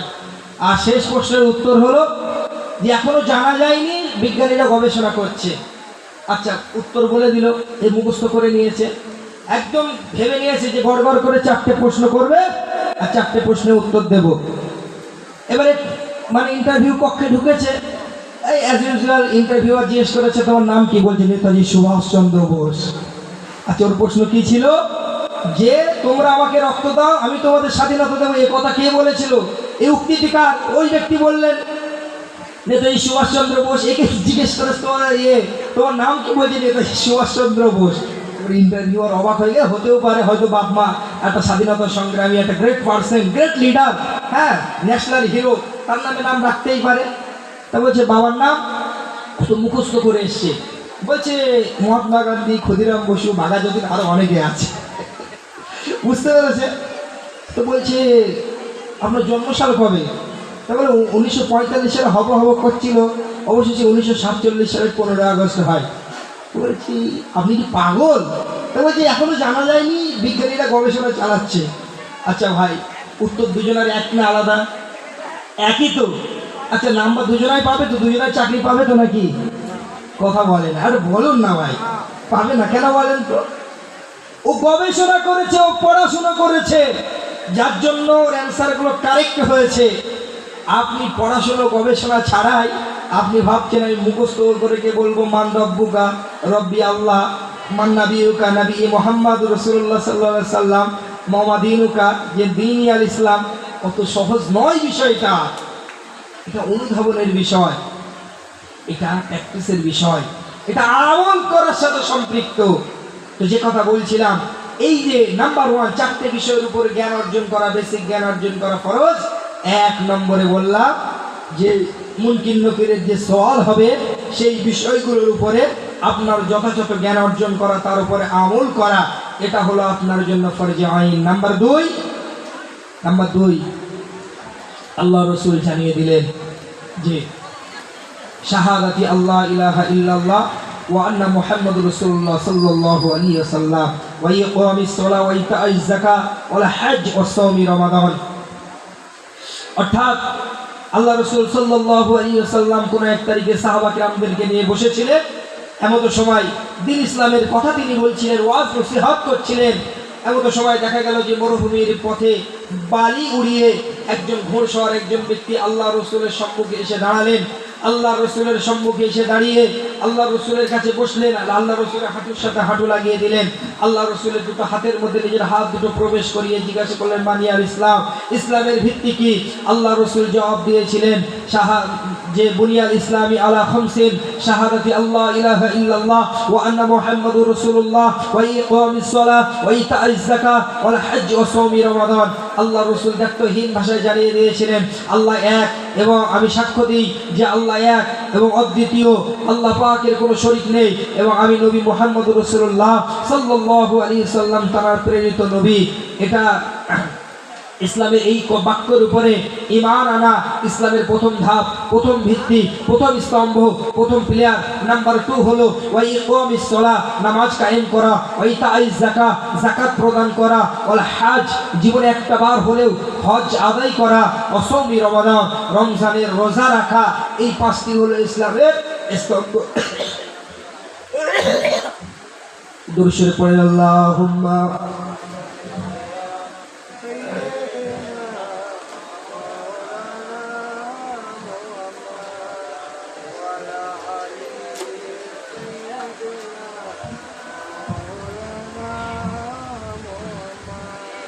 फलक पर चाँद जैसा है, नबी का नाम ऐसा है, दिलों से गम मिटाता है, मोहम्मद नाम ऐसा है। ए दिल जब गम का मारा हो, मोहम्मद याद आती है, दिल जब गम का मारा हो, मोहम्मद याद आती है, जुदा जब कोई प्यारा हो, मोहम्मद याद आते हैं, जुदा जब कोई प्यारा हो, मोहम्मद याद आते हैं। अल्लाहुम्मा सल्ली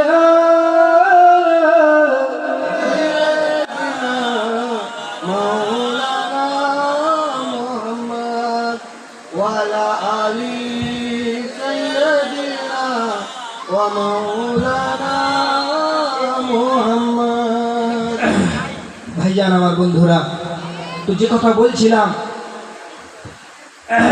এই 5টা বিষয়ের উপরে ঈমান আনা আমার আপনার জন্য অত্যাবশ্যকীয়, অপরিহার্য, একান্ত কর্তব্য। তো আল্লাহ রসুল সাল্লাল্লাহু আলাইহি ওয়াসাল্লাম তিনি দায়িত্বহীন ভাষায় জানিয়ে দিলেন এই যে 5টা বিষয়, ইসলামের 5টা ভিত্তি, এই 5টা ভিত্তির উপরে আপনাকে জ্ঞানার্জনের প্রয়োজন আছে, এটা আপনার জন্য ফরজে আইন।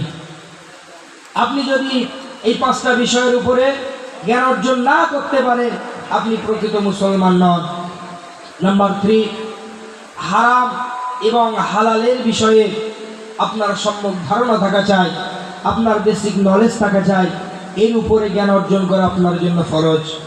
আজকে আমরা আমাদের দোয়া কবুল হয় না, তার অন্যতম, বাবু কথা বলবেন না, কথা বলছেন কেন? কথা বলবেন না প্লিজ, এক্ষুনি শেষ হয়ে যাবে, বেশি আর বাকি নেই। প্লিজ কাইন্ডলি আর কিছুটা মিনিট আপনারা ধৈর্য ধরে বসুন, আর 2-1টি কথা আলোচনা করব, তারপরে চলে যাব। আপনার মুসলমান মানে ইসলামী সংস্কৃতিতে যারা বিশ্বাসী, যারা নিজেদেরকে মুসলমান বলে দাবি করে, আর এই বিষয়টা যাদের জানা নেই, তারা কিন্তু খুব কঠিন বিপদের মধ্যে পড়ে যাবে। আমি জানি না আপনাদের মধ্যে কতজন জানে যে জ্ঞান অর্জন করা ফরজ শুনেছি, কতটা জ্ঞান অর্জন করা, কোন বিষয়ের উপর জ্ঞান অর্জন করা, এটা এখানে কজন জানেন? আমি যদি হাত তুলতে বলে হয়তো 2-1টা হাত দেখতে পাবো, কি তাও পাবো না, এটা আমি গর্বের সাথে বলতে পারি। তো যাই হোক, হারাম হালালের বিষয়ে সম্যক ধারণা থাকা এটা কিন্তু ভীষণ জরুরি। আজকে আমরা বাজারে যাই যখন, তখন যদি আপনাকে 1 কোপে কাটা মুরগি দেওয়া হয়, আপনি কিনবেন? বলেন না। আরে আপনি নামাজ পড়েন, রোজা রাখেন চাই না রাখেন, নামাজ পড়েন চাই না পড়েন, কোনো মুসলমান নামধারী ব্যক্তি 1 কোপে মুরগি মেরে দিচ্ছে, সেই গোশত খাবে? আমার তো মনে হয় খাবে না। জি, খাবে না। কেননা তার মধ্যে ঈমানটা বেঁচে আছে যে না, আমি একজন মুসলমান। সে হয়তো প্র্যাকটিক্যাল মুসলমান নয়, সে হয়তো প্র্যাকটিক্যালি অনুশীলন করতে পারে না, সে হয়তো নামাজ, রোজা, হজ, যাকাত তার দ্বারা মানে 100% সমর্থন হয় না, তথাপিও তার মনের মধ্যে ঈমানের নূর এতটুকু প্রজ্বলিত আছে যে না, আমি একজন মুসলমান, আমি সব কিছু মেনে চলতে পারি আর চাই না পারি, এই কাঁটা মুরগিটা আমার জন্য জায়েজ নয়, এটা আমার জন্য হারাম। তাই কাঁটা মুরগি আপনি খান না, সেটা আপনার জন্য হারাম। পাশাপাশি এটাও আপনার মাথায় রাখতে হবে, আপনার পকেটের টাকাটা হালাল তো।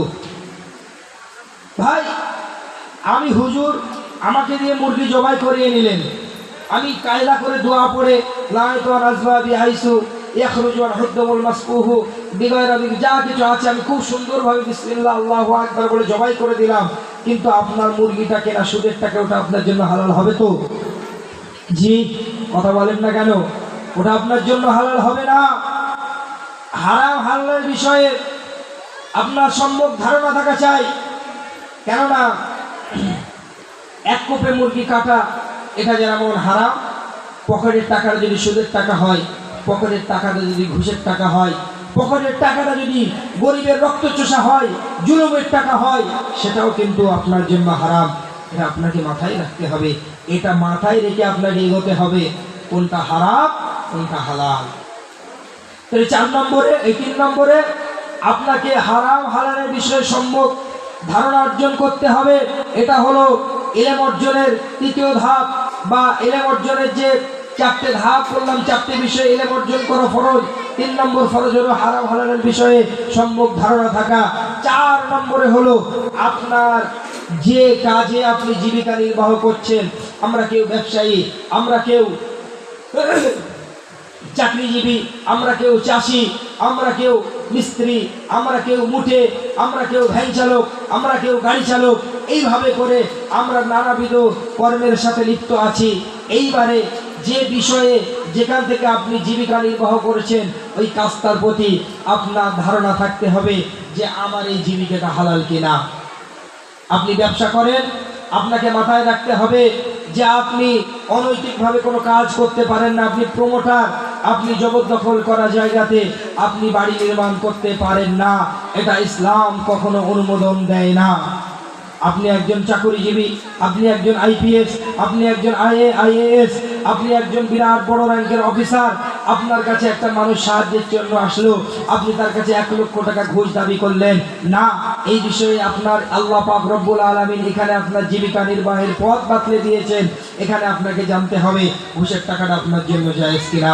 আপনি একজন বড়লোক ধনী মানুষ, আপনার হয়তো বিরাট বিষয় আছে, জমির জায়গা আছে, সম্পত্তি আছে, সেটা হলো আপনার ইনকামের উৎস, আপনি একজন শ্রমিককে দিয়ে খাটিয়ে নিলেন, অথচ তার পয়সা দিলেন না, এটা আপনার জন্য হারাম হয়ে যাবে।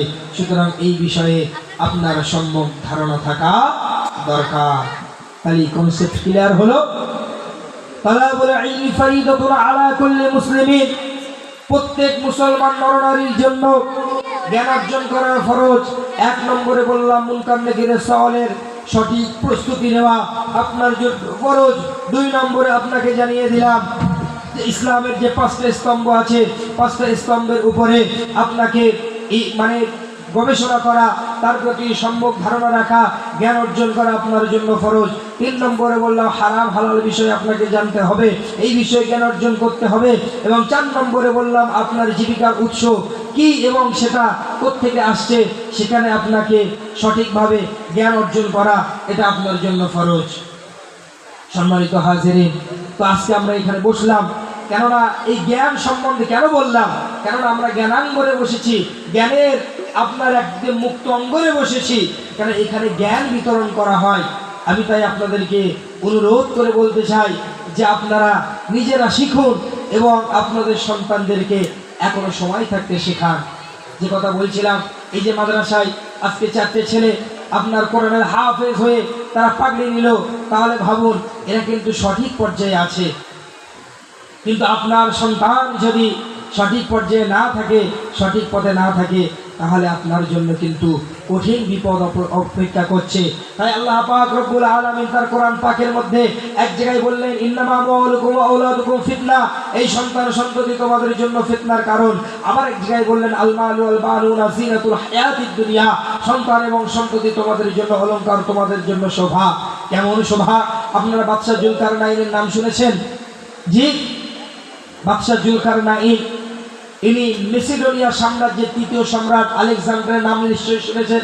এখানে যারা জেনারেল লাইনে পড়াশোনা করে, যারা হিস্ট্রিতে অনার্স করেছে, তারা জানে যে মেসিডোনিয়ার 3য় সম্রাট, 3য় সাম্রাজ্যের যে সম্রাট ছিলেন তার নাম হলো আলেকজান্ডার। ইসলামের ইতিহাসে এনাকেই বলা হয় জুলকারনাইন। জুলকারনাইন এই বিষয়ে একটা মানে ঘটনা আছে, এটা হলো এনার উপাধি। জুলকারনাইন মানে হলো 2 শিং বিশিষ্ট, অর্থাৎ তার মাথার চুলটা এমনভাবে ঘোরানো ছিল যে দেখে মনে হতো মাথায় 2টো শিং আছে।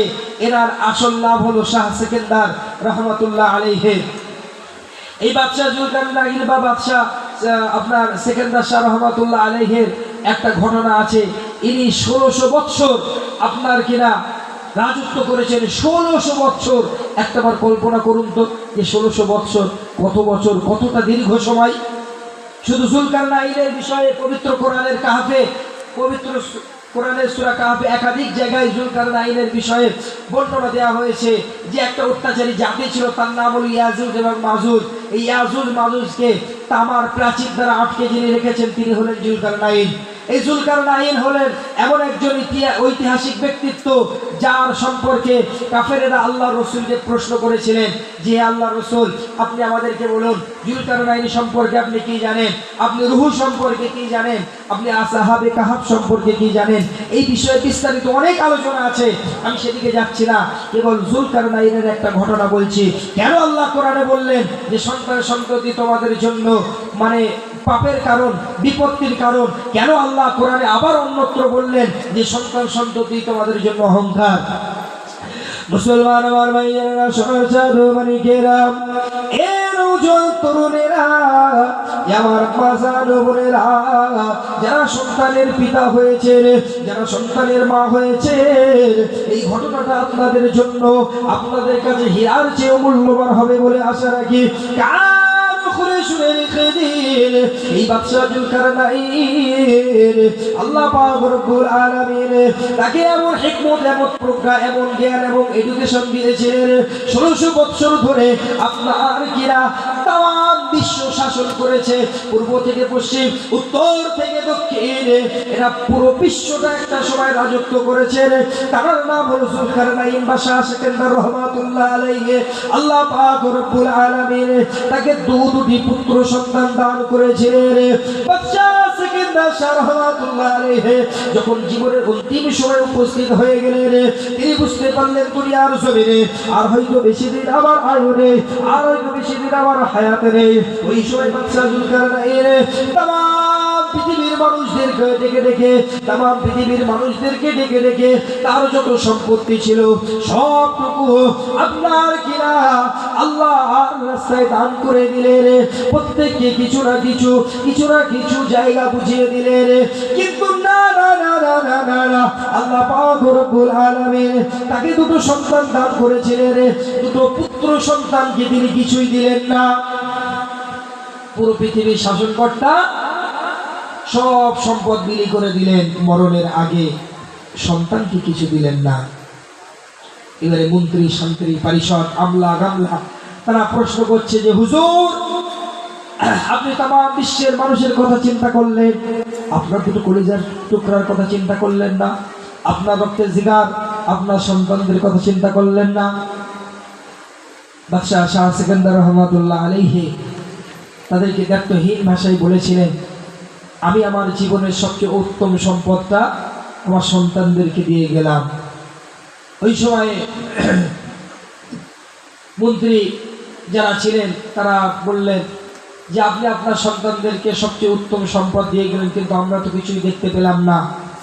তখন বললেন, ঠিক আছে, তোমাদের যদি বিশ্বাস না হয়, তোমাদের যদি বিলিভ না হয়, আমার সন্তান দিগকে ডাকো, আমি তাদের সম্মুখে তোমাদের যে কোশ্চেন আছে আমি সেটা তোমাদের ডাউটটা ক্লিয়ার করে দিই। তো সন্তান দিগকে ডাকা হলো। বাদশাহ সেকেন্দার স্যার রহমতুল্লাহ আলাইহি বলছেন, বাবারা, আমি আমার যা অর্জন করে সবটুকু জনকল্যাণমূলক কাজে আমি নিহিত করে দিলাম, আমি ব্যয় করে দিলাম, আমি ডোনেট করে দিলাম। এদিকে তোমাদের কোনো দ্বিমত আছে? এদিকে তোমাদের কোনো মানে অসহমতি আছে, অসম্মতি আছে? তখন তারা জানিয়ে দিলেন যে আব্বা স্যার, সম্পত্তি আপনি আমাদেরকে দেননি, নিশ্চয়ই এর মধ্যে কোনো বিপত্তি আছে, ওই জন্যই আপনি দেননি, আমাদের কোনো রাগ তাপ কিছু নেই। ভাই, আপনি আজকে বাড়ি গিয়ে আপনার ছেলেকে বলবেন যে বাপ, এই ভিটে বাড়িটা তোদের দিয়ে দিলাম, মাঠে 2 বিঘা জমি রয়েছে, ওই দুটো আমি দান করে দেব। আপনার সন্তানের রিয়াকশন, প্রতিক্রিয়াটা কি হয় আমাকে ফোন করে জানাবেন তো। আপনাকে মেরে না বসলে হয়। আর পুরো পৃথিবীর সম্পদ অর্জন করেছিলেন বাদশাহ শাহ সেকেন্দার, সবটুকু দান করে দিলেন। সন্তানরা বলছেন যে আব্বা, নিশ্চয়ই এর মধ্যে আমাদের ভালো কিছু আছে, যার জন্য দুনিয়াবী সম্পদ থেকে আপনি আমাদের মাহরাম করেছেন, বঞ্চিত করেছেন। এতে আমাদের কোনো আফসোস নেই, আপনার প্রতি আমাদের কোনো ক্ষোভের কারণ নেই, ক্ষোভের কোনো উদ্রেক আমাদের হৃদয়ে জাগেনি। তো বলছেন, বাবা তোমরা আসতে পারো। মন্ত্রীদেরকে ডাকলেন, বলছেন, তোমরা বুঝতে পেরেছো আমি আমার সন্তানদেরকে কি কি সম্পদ দিয়েছি? তা বলছে না। বলছে, আমার সন্তানদের সবচেয়ে দামি সম্পদ আমি ইলম শিক্ষা দিয়েছি। এমন ইলম তাদের মধ্যে দিয়েছি যে তারা পিতামাতার প্রত্যেকটা সিদ্ধান্তকে আপনার কিনা নতমস্তকে স্বীকার করে নিয়েছে। এটাই হলো পৃথিবীর জমিনের সবচেয়ে বড় সম্পদ। একবার জোরে বলুন সুবহানাল্লাহ। আপনার সম্পদ ছেলে সন্তানকে আপনি ইলম শিক্ষা করান, আপনার সন্তানকে কোরআনের শিক্ষা দেন। এই কোরআন আপনার সন্তানকে পৃথিবীর সমস্ত রকম শিক্ষা প্রদান করবে ইনশাআল্লাহ। সম্মানিত হাজিরিন, তাই আপনার কাছে করজোড়ে বিনীত কণ্ঠে অনুরোধ, সন্তানদেরকে কেবলমাত্র সম্পদ দেওয়ার নামই আপনার মানে দায়িত্ব পালন করা নয়, বরং সন্তানকে স্কুল কলেজে আপনি পড়ান, মাস্টার ডাক্তার ব্যারিস্টার বানান, আমার কোনো আফসোস নেই। পাশাপাশি তার মধ্যে ইলম শেখান, তাকে কোরআনের জ্ঞান তার মধ্যে দিন। আমি আপনাকে দায়িত্বহীন ভাষায় বলতে পারি, আপনার ছেলে ডাক্তার, আপনার ছেলে মাস্টার, আপনার ছেলে উকিল, আপনার ছেলে ব্যারিস্টার, আপনার ছেলে ইঞ্জিনিয়ার, আপনার ভয় লাগবে যে আপনার সন্তানের সম্মুখে কথা বলতে, আরে বাবা আমার ছেলে ডাক্তার, আমার ছেলে মাস্টার, না জানি আমার সন্তানের সম্মুখে হয়তো কোনো কথা বলতে গেলে আমার মুখ থেকে একটা মানে বেফাস মন্তব্য হয়ে গেলে আমার সন্তানের মান সম্মান চলে যাবে। এরকম বাপ মা আছে না নেই? সন্তান বড় র্যাঙ্কের অফিসার, উচ্চ পদস্থ কর্মচারী, বাপ মা ভয়ে ভয়ে থাকে যে আমার জন্য আমার সন্তানের মান সম্মান চলে যেতে পারে। পক্ষান্তরে একজন আলেম ভয়ে ভয়ে থাকে যে না জানি আমার বাপ মার জোরের সাথে যদি খারাপ ব্যবহার হয়ে যায়, না জানি আল্লাহ পাক রব্বুল আলামিন আমাকে তার আযাবে তার গজবে না ধ্বংস করেন। আপনার ছেলেকে ডাক্তার, মাস্টার, ইঞ্জিনিয়ার, পার্থিব শিক্ষায় শিক্ষিত করলেন, জাগতিক শিক্ষায় শিক্ষিত করলেন, জেনারেল শিক্ষায় শিক্ষিত করলেন। আপনার সন্তানকে সামনে আপনাকে মাথা নিচু করে থাকতে হবে। আপনার সন্তানকে এলেম শেখান, আপনার সন্তান আপনার সম্মুখে মাথা নিচু করে থাকবে। ছোট্ট একটা ঘটনা আপনাদের শেষ মুহূর্তে উপহার দিয়ে যায়।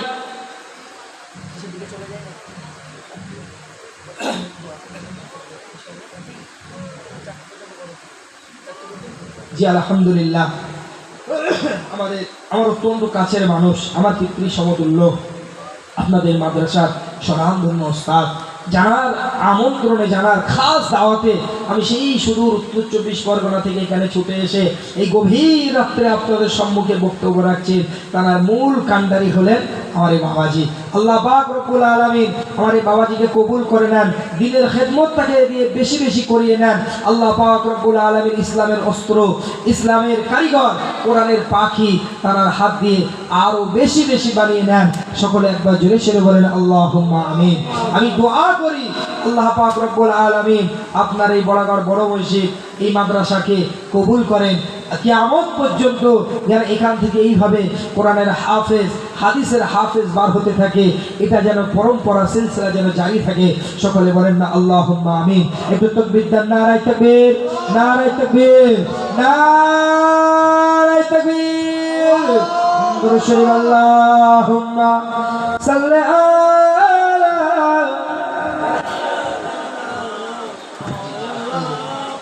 মুহাম্মদ ওয়া আলা আলি সাইয়্যিদিনা মৌলানা মুহাম্মদ। हमने आँखों से देखा नहीं है मगर, हमने आँखों से देखा नहीं है मगर, उनकी तस्वीर सीने में मौजूद है। जिसने लाकर कलामे इलाही दिया, जिसने लाकर कलामे इलाही दिया, वो मोहम्मद मदीने में मौजूद है। अल्लाहुम्मा सल्ली अला सय्यिदिना मौलाना मुहम्मद वाला आली सय्यिदिना मौलाना मुहम्मद। সম্মানিত হাজিরিন, আমার বাবাজি বলছিলেন যে হুজুর এখানে কেবল আখেরাতের পুঁজি, এখানে কেবল যে আলামে বারজাখের জিন্দেগির যে শিক্ষা আমাদের কাজে আসে, শুধু সেই শিক্ষা নয়, পাশাপাশি দুনিয়ায় চলার জন্য শিক্ষা অর্জন করতে হয়। আমার দাদা হুজুর পীর কেবলা রহমাতুল্লাহ আলাইহি বলতেন, বাবা আগে মায়ের ভাষা শেখো, অর্থাৎ মাতৃভাষার উপরে জোর দিতে হবে। আমি একবারও কিন্তু বলছি না যে ডাক্তার, মাস্টার, ইঞ্জিনিয়ার সমাজে দরকার নেই, দরকার আছে। আমার মতন একজন আলেম, আমি যদি অসুস্থ হই তাহলে আমার চিকিৎসা তো কোনো ডাক্তারের কাছেই করতে হবে। আমি আপনাদেরকে এটাই বলতে চাইছি, এটাই বোঝাতে চাইছি যে আপনার জাগতিক পার্থিব শিক্ষার পাশাপাশি আপনাকে এলেম শিক্ষা করানোটাও জরুরি। তাহলে আপনার সন্তান আপনাকে যথাযথ মর্যাদা দেবে, আপনার সন্তান বুঝবে যে পিতামাতার গুরুত্ব কি, পিতামাতার কদর কতটা, পিতামাতার মর্যাদা কতটা, এটা আপনার সন্তান বুঝবে। নতুবা আপনার সন্তান যতই শিক্ষিত হোক না কেন, যদি তার মধ্যে এলেম না থাকে, যদি তার মধ্যে কোরআনের শিক্ষা না থাকে, তাহলে তার পাশে ডাক্তার, মাস্টার, ব্যারিস্টারের পাশে আরও একটা বিশেষণ যোগ হবে, সেটা হলো দুনিয়াবি ভাবে, আখিরাতের ভাবে ও মূর্খ। এই শব্দটাও তার নামের পাশে কিন্তু বসবে। সম্মানিত হাজিরিন, যে কথা বলছিলাম, কাজী ইয়াহইয়া বিন শুরাইহ রাহমাতুল্লাহ আলাইহি, উনি ইরাকের বিখ্যাত একজন আলেম ছিলেন। কাজী ইয়াহইয়া বিন শুরাইহ রাহমাতুল্লাহ আলাইহি কত বড় আলেম ছিলেন, কেমন তিনি কত বড় দরের আলেম আল্লাহ তাকে বানিয়েছিলেন। তিনি এত বড় আলেম ছিলেন যে আপনার কিনা মানুষেরা তার কাছে আসতো মানুষের মধ্যে যারা আলেম সম্প্রদায়ের মানুষ কেবল কাজী ইয়াহইয়া বিন শুরাইহ রহমাতুল্লাহ আলাইহির কাছে আসতেন জ্ঞান অর্জন করতে। অর্থাৎ তিনি কোনো সাধারণ মানুষের শিক্ষক ছিলেন না, তিনি শিক্ষক ছিলেন কাদের? শিক্ষকদের শিক্ষক, আলেমদের শিক্ষক ছিলেন। তাহলে ভাবুন তিনি কত বড় জ্ঞানী, কত বড় আলেম ছিলেন। মুসলমান আমার ভাইয়েরা, সকাল চাঁদ মানিকেরা, মাজান গোরেরা, এর ওজন তরুণেরা, নবী পাকের পাগলেরা, কান খুলে শুনে রেখে দিন বাবা। আপনার কিনা কাজী ইয়াহইয়া বিন শুরাইহ রাহমাতুল্লাহ আলাইহি আল্লাহ পাক রব্বুল আলামিন তাকে এত বড় আলেম বানিয়েছিলেন, জমানার এত বড় আলেম তাকে বানিয়েছিলেন, যে এলাকার হাজার হাজার আলেম তার কাছ থেকে হাদিসের দাস নিতে আসতেন, কোরআন তার কাছে শিখতে আসতেন, কোরআনের জ্ঞান আহরণ করার জন্য তারা কাজী ইয়াহইয়া বিন শুরাইহ রহমাতুল্লাহ আলাইহির কাছে আসতেন।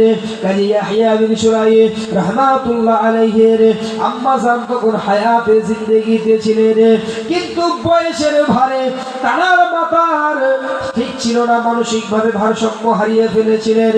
মাঝে মাঝে ছোট একটা লাঠি নিয়ে এসে কাজী ইয়াহইয়া বিন শুরাইহ রহমাতুল্লাহ আলাইহির মাথায় বাড়ি মেরে বলতেন, যাও বাবা চলে যাও, আমার মুরগিদেরকে একটু খাবার দিয়ে এসো। ওই সময় আপনার কিনা কাজী ইয়াহইয়া বিন শুরাইহ রহমাতুল্লাহ আলাইহির সম্মুখে যেসব ছাত্ররা বসা থাকতেন তারা একটু নিজেদেরকে বিব্রত বোধ করতেন। আহারে, কাজী ইয়াহইয়া বিন শুরাইহ রহমাতুল্লাহ আলাইহি এত বড় জগৎ বিখ্যাত আলেম, আর তার মা তাকে বলে কিনা মুরগিকে খাবার খাওয়াও। শুধু তাই নয়, খালি মুখে বললে হয়, তার মাথায় মাঝে মাঝে তার মাথায় লাঠি দ্বারা আঘাত করে। ভাইয়া আমার বন্ধুরা, কিন্তু না, কাজী ইয়াহইয়া বিন শুরাইহ রাহমাতুল্লাহ আলাইহি আম্মা জানের কথায় বিব্রত বোধ না করে, বিরক্ত না হয়ে, রাগান্বিত না হয়ে আপনার কিনা বাধ্য ছেলের মতো মুরগিকে খাবার দিতে চলে যেতেন। আবার একটু পরে আবার ছাত্রদের পড়াতে লেগেছেন, পড়াচ্ছেন এমন সময়ে অনতি বিলম্বী পরে মাত্র কিছু সময় পরে আবার তার মা মানসিক ভারসাম্য হেরে বয়সের ভারে নিয়ে যাওয়া তার আম্মা জান যে লাঠিটাই ভর করে আসতেন, সেই লাঠি দ্বারা কাজী ইয়াহইয়া বিন শুরাইহ রাহমাতুল্লাহ আলাইহির মাথায় আবার আঘাত করে বলতেন, যাও আমার মুরগিটাকে খাবার দিয়ে এসো। কাজী ইয়াহইয়া বিন শুরাইহ রাহমাতুল্লাহ আলাইহি যিনি একটু আগে মুরগিকে খাবার দিয়ে এসেছেন, আবার বাধ্য ছেলের মতো সুর করে চলে যেতেন। এক শ্রেণীর আলেম তারা সহ্য করতে পারলেন না, কাজী ইয়াহইয়া বিন শুরাইহ রাহমাতুল্লাহ আলাইহিকে লক্ষ্য করে বললেন, ও আমাদের উস্তাদ, যদি মনে ব্যথা না নেন একটা কথা আপনাকে বলি, আপনার মা বারবার আপনাকে লাঠি দ্বারা আপনার মাথায় আঘাত করে, কিন্তু না আপনি রাগান্বিত না হয়ে বরং মায়ের কথায় বারবার খাবার দিতে চলে যাচ্ছে। আমরা আপনাকে একটা পরামর্শ দিই, আপনার মায়ের যেহেতু মাথার ঠিক নেই, আপনার মা যেহেতু মানসিকভাবে ভারসাম্যহীন, মেহেরবানি করে আপনার আম্মা জানকে একটা কুঠুরিতে তালাবন্ধ করে রেখে দিয়ে। ওই সময় কাজী ইয়াহইয়া বিন শুরাইহ রাহমাতুল্লাহ আলাইহি বলেছিলেন, বাবা না কি কথা শোনালে বাবা, আমি আমার আম্মা জানকে কুঠুরিতে তালাবন্ধ করে রাখতে পারবো না, কেন আল্লাহ রাসূল জানিয়ে দিয়েছেন, আল জান্নাতু তাহতা আকদামিল উম্মাহাত, নিশ্চয়ই মায়ের পদতলে আল্লাহ পাক সন্তানের জন্য জান্নাত রেখেছেন। ও আলেম ছাত্ররা, শুনে রেখে দাও বাবা, জেনে রেখে দাও, শুনে রেখে দাও, আমার আম্মা জানকে আমি যদি ঘরে তালা বন্ধ করে রাখি, না জানি আমার বড় ভয় হয় কাল কিয়ামতের দিনে ময়দানে মাশরে না জানি আল্লাহ পাক যদি জান্নাতের দরজায় আমার জন্য তালা মেরে রাখে, আমার বড় ভয় হয় মা পাগল হোক, মা কালো হোক, মা পরিষ্কার হোক, মা বেটে হোক, মা লম্বা হোক, মা দেখতে সুন্দর হোক, মা দেখতে কুৎসিত হোক, মায়ের পরিচয় হলো একটা, মা হলো মা। সুতরাং আমার মা যদিও মানসিকভাবে ভারসাম্যহীন, আমি তো মানসিকভাবে ভারসাম্যহীন নয়। আমি আমার আম্মা জানের উপর জুলুম করে আমার জান্নাতের রাস্তাটা কঠিন করতে চাই না, বরং আম্মা জানের অভিযান থেকে আম্মা জানকে আমি খেদমত করে তার বাধ্য হয়ে কালকে আমাদের দিনে ময়দানে মাশরে আমি জান্নাতটা আদায় করে নিতে চাই। একবার জোরে বলুন সুবহানাল্লাহ। ভাইয়ার আমার বন্ধুরা, ও সোনার চাঁদমানিকেরা, ও জোয়ান যুবকেরা, কান খুলে শুনে রেখে দিন, বিশ্ব নবী আমার হাবিবুল্লাহ জনাবে মুহাম্মদুর রাসূলুল্লাহ সাল্লাল্লাহু আলাইহি ওয়াসাল্লাম কেননা 1 তারিখে দিনে মসজিদের মেম্বারে প্রথম ধাপে পা দিয়ে বললেন আল্লাহুম্মা আমিন, দ্বিতীয় ধাপে পা দিয়ে বললেন আল্লাহুম্মা আমিন, তৃতীয় ধাপে পা দিয়ে বললেন আল্লাহুম্মা আমিন। সাহাবায়ে কিরামগণ জিজ্ঞাসা করলেন, ইয়া রাসূলুল্লাহ, ইয়া হাবিবাল্লাহ, হুজুর মানুষ তো তখন আল্লাহুম্মা আমিন বলে যখন তাদের সম্মুখে কেউ দোয়া করে। আল্লাহ রাসূল বলেন, ও সাহাবীরা তোমরা জানো না আল্লাহ পাক আমাকে যা জানান, আমাকে যা শোনান, আমাকে যা দেখান, আল্লাহ হয়তো সম্পূর্ণভাবে সবটুকু তোমাদের শোনা বোঝা জানার তৌফিক দেন না। আমি যখন মেম্বারে প্রথম ধাপে পা দিয়ে আল্লাহুম্মা আমিন বললাম, আমি ওই সময় দেখেছিলাম জিবরিল আমিন ফেরেশতা আল্লাহর কাছে দোয়া করেছেন। এটা দোয়া না বলে বরং বদদোয়া বলা ভালো। কি দোয়া করলেন? দোয়া করলেন, ও রব্বুল আলামিন আল্লাহ, যে ব্যক্তি আপনার হাবিবের নাম শুনলো অথচ দরুদ পড়লো না, ওই মানুষটা ধ্বংস হয়ে যাক। আল্লাহ রাসূল বললেন, আমি দায়িত্বহীন ভাষায় বলেছিলাম আল্লাহুম্মা আমিন, আল্লাহ আপনি কবুল করে নেন। 2 নম্বরে জিবরিল আমিন ফেরেশতা দোয়া করেছিলেন, ও রব্বুল আলামিন আল্লাহ, যারা রমজানের মাস পেল অথচ নিজের গুনাহগাতা মাফ করে নিতে পারলো না, তাদের মতো হতভাগ্য আর কেউ নেই, তারা ধ্বংস হয়ে যাক, ধ্বংস হয়ে যাক। আমি আল্লাহ রাসূল আমি বলেছিলাম আল্লাহুম্মা আমিন, অবশ্যই করে তারা ধ্বংস হয়ে যাক। 3 নম্বরে জিবরিল আমিন ফেরেশতা দোয়া করে বলেছিলেন, বরং বদদোয়া করে বলেছিলেন, ইয়া রাসূলুল্লাহ, ইয়া হাবিবাল্লাহ, যারা নিজের পিতামাতাকে যারা নিজের পিতামাতাকে বার্ধক্যে পেল, বৃদ্ধ অবস্থায় পেল, অথবা কোনো একজনকে পেল, পিতা অথবা মাতাকে পেল, তাদেরকে খেদমত করে জান্নাতের টিকিট আদায় করে নিতে পারলো না, ওই সন্তানটা হতভাগা, ওই সন্তানটা কপাল পোড়া, ওই সন্তানটা ভাগ্যহীনা, ওই সন্তানটা ধ্বংস হয়ে যাক, ধ্বংস হয়ে যাক। আল্লাহ রাসূল দোয়া করেছিলেন আল্লাহুম্মা আমিন। অবশ্যই করে যে সন্তান পিতামাতাকে খেদমত করে জান্নাতের টিকিট আদায় করে নিতে পারবে না, ওই সন্তানটা ধ্বংস হয়ে যাক। এটা আল্লাহ রাসূলের বদদোয়া ছিল। তাই কাজী ইয়াহইয়া বিন শুরাইহ রাহমাতুল্লাহ আলাইহি বললেন, না আমি চাই না আব্বা মায়ের মনে ব্যথা দিয়ে আমি আমার জাহান্নামের পথটা পরিষ্কার করতে চাই না এটা আমার দ্বারা হোক, এটা আমি চাই না, বরং আমি চাই আমার বৃদ্ধ মাতাকে খিদমত করে জান্নাতের পথটা পরিষ্কার করতে। একবার জোরে বলুন সুবহানাল্লাহ। দরুদ শরীফ আল্লাহুম্মা সাল্লি আলা সাইয়্যিদিনা মাওলানা মুহাম্মদ ওয়া ওয়ালা আলি সাইয়্যিদিনা মাওলানা।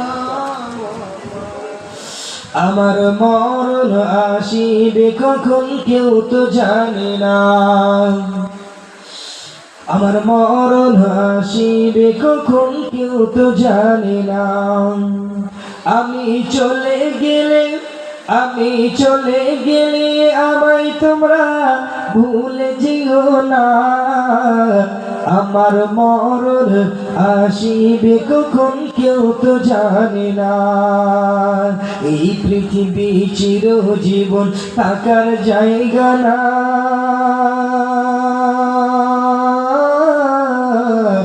অন্ধকার কবর মোদের আসল ঠিকানা। সবাই মাটি দিয়ে চলে যাবে, ও ভাই সঙ্গী হবে না। সবাই কবর দিয়ে চলে যাবে, সঙ্গী হবে না। আমার মরণ আসিবে কখন কেউ তো জানে না। আমার মরণ আসিবে কখন কেউ তো জানে না। ওই কবরে মা বাবাকে দেখা যাবে না।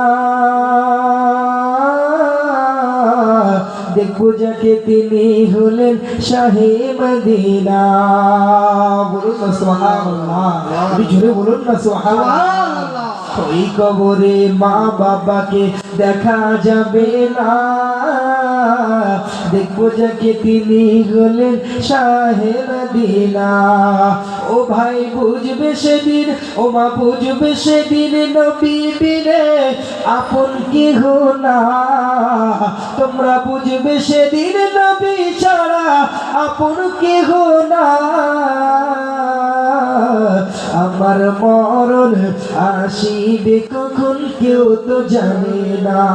আমার মরণ আসিবে কখন কেউ তো জানে না। আমি চলে গেলে, ও আমি মরে গেলে, আমায় তোমরা ভুলে যেও না। আমার মরণ আসিবে কখন কেউ তো জানে না। কালমা লা ইলাহা ইল্লাল্লাহ, লা ইলাহা ইল্লাল্লাহ, লা ইলাহা ইল্লাল্লাহ, মুহাম্মাদুর রাসূলুল্লাহ। প্যারা হাজিরানে মজলিস, আলহামদুলিল্লাহ। হয়তো বক্তব্য রাখতে রাখতে আমাদের যে অলসতা, যে একটা ঘুমের ভাব, সেটা হয়তো আমাদের আসে না, বক্তাদের হয়তো আসে না। কিন্তু শ্রোতা হয়ে সম্মুখে বসে থাকা, এটা কিন্তু খুব কঠিন কাজ, এবং সে অসাধ্য সাধন।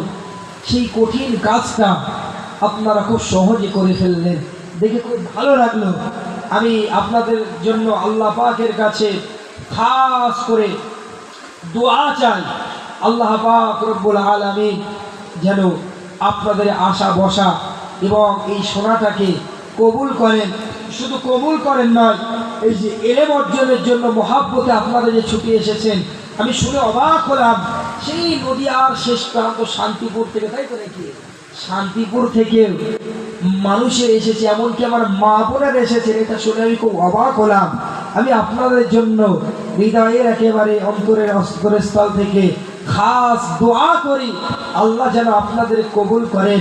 আল্লাহ পাক রব্বুল আলামিন কাল কিয়ামতের দিনে ময়দানে মাহশরে এই যে ইলম অর্জনের জন্য আপনাদেরকে ছুটে আসার যে আগ্রহ, এটা কবুল করে নিয়ে আল্লাহ আপনাদের দয়ার জান্নাতের যেন মেহমান বানিয়ে নেন।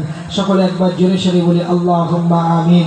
প্রিয় ভাইজান, আমরা এবার আমাদের প্রোগ্রাম অনুষ্ঠান সমাপ্তির পথে এগিয়ে নিয়ে যাব। আখির দোয়ার মাধ্যমে ইনশাআল্লাহ আমরা আমাদের আজকের প্রোগ্রামটি সমাপ্ত করব। তবে তার আগে আপনাদের কাছে শেষবারের মতো কাতর কণ্ঠে বিনীতভাবে অনুরোধ জানাই, করজোড়ে বিনীত অনুরোধ যে আপনার সন্তানকে আপনি সব শিক্ষা দেন, পাশাপাশি আপনার সন্তানকে ইলম শিক্ষা দেন। আমি আপনাকে বলবো, আপনি দুনিয়াবি সমস্ত কাজকর্ম করুন, কিন্তু অবসর সময়ে আপনি ইলম অর্জন করুন, জ্ঞান মানে ইসলামী জ্ঞান শিক্ষা এটা অর্জন করুন। কেননা আপনার কাছে যতই শিক্ষা থাকুক না কেন, মোরাল এডুকেশন, নৈতিক শিক্ষা যদি না থাকে, কেউ মূর্খ নয়, তারা সকলেই কম বেশি লেখাপড়া জানা মানুষ। কেবলমাত্র তাদের মধ্যে ইলম শিক্ষা নেই, কোরআনের শিক্ষা নেই, মোরাল এডুকেশন না থাকার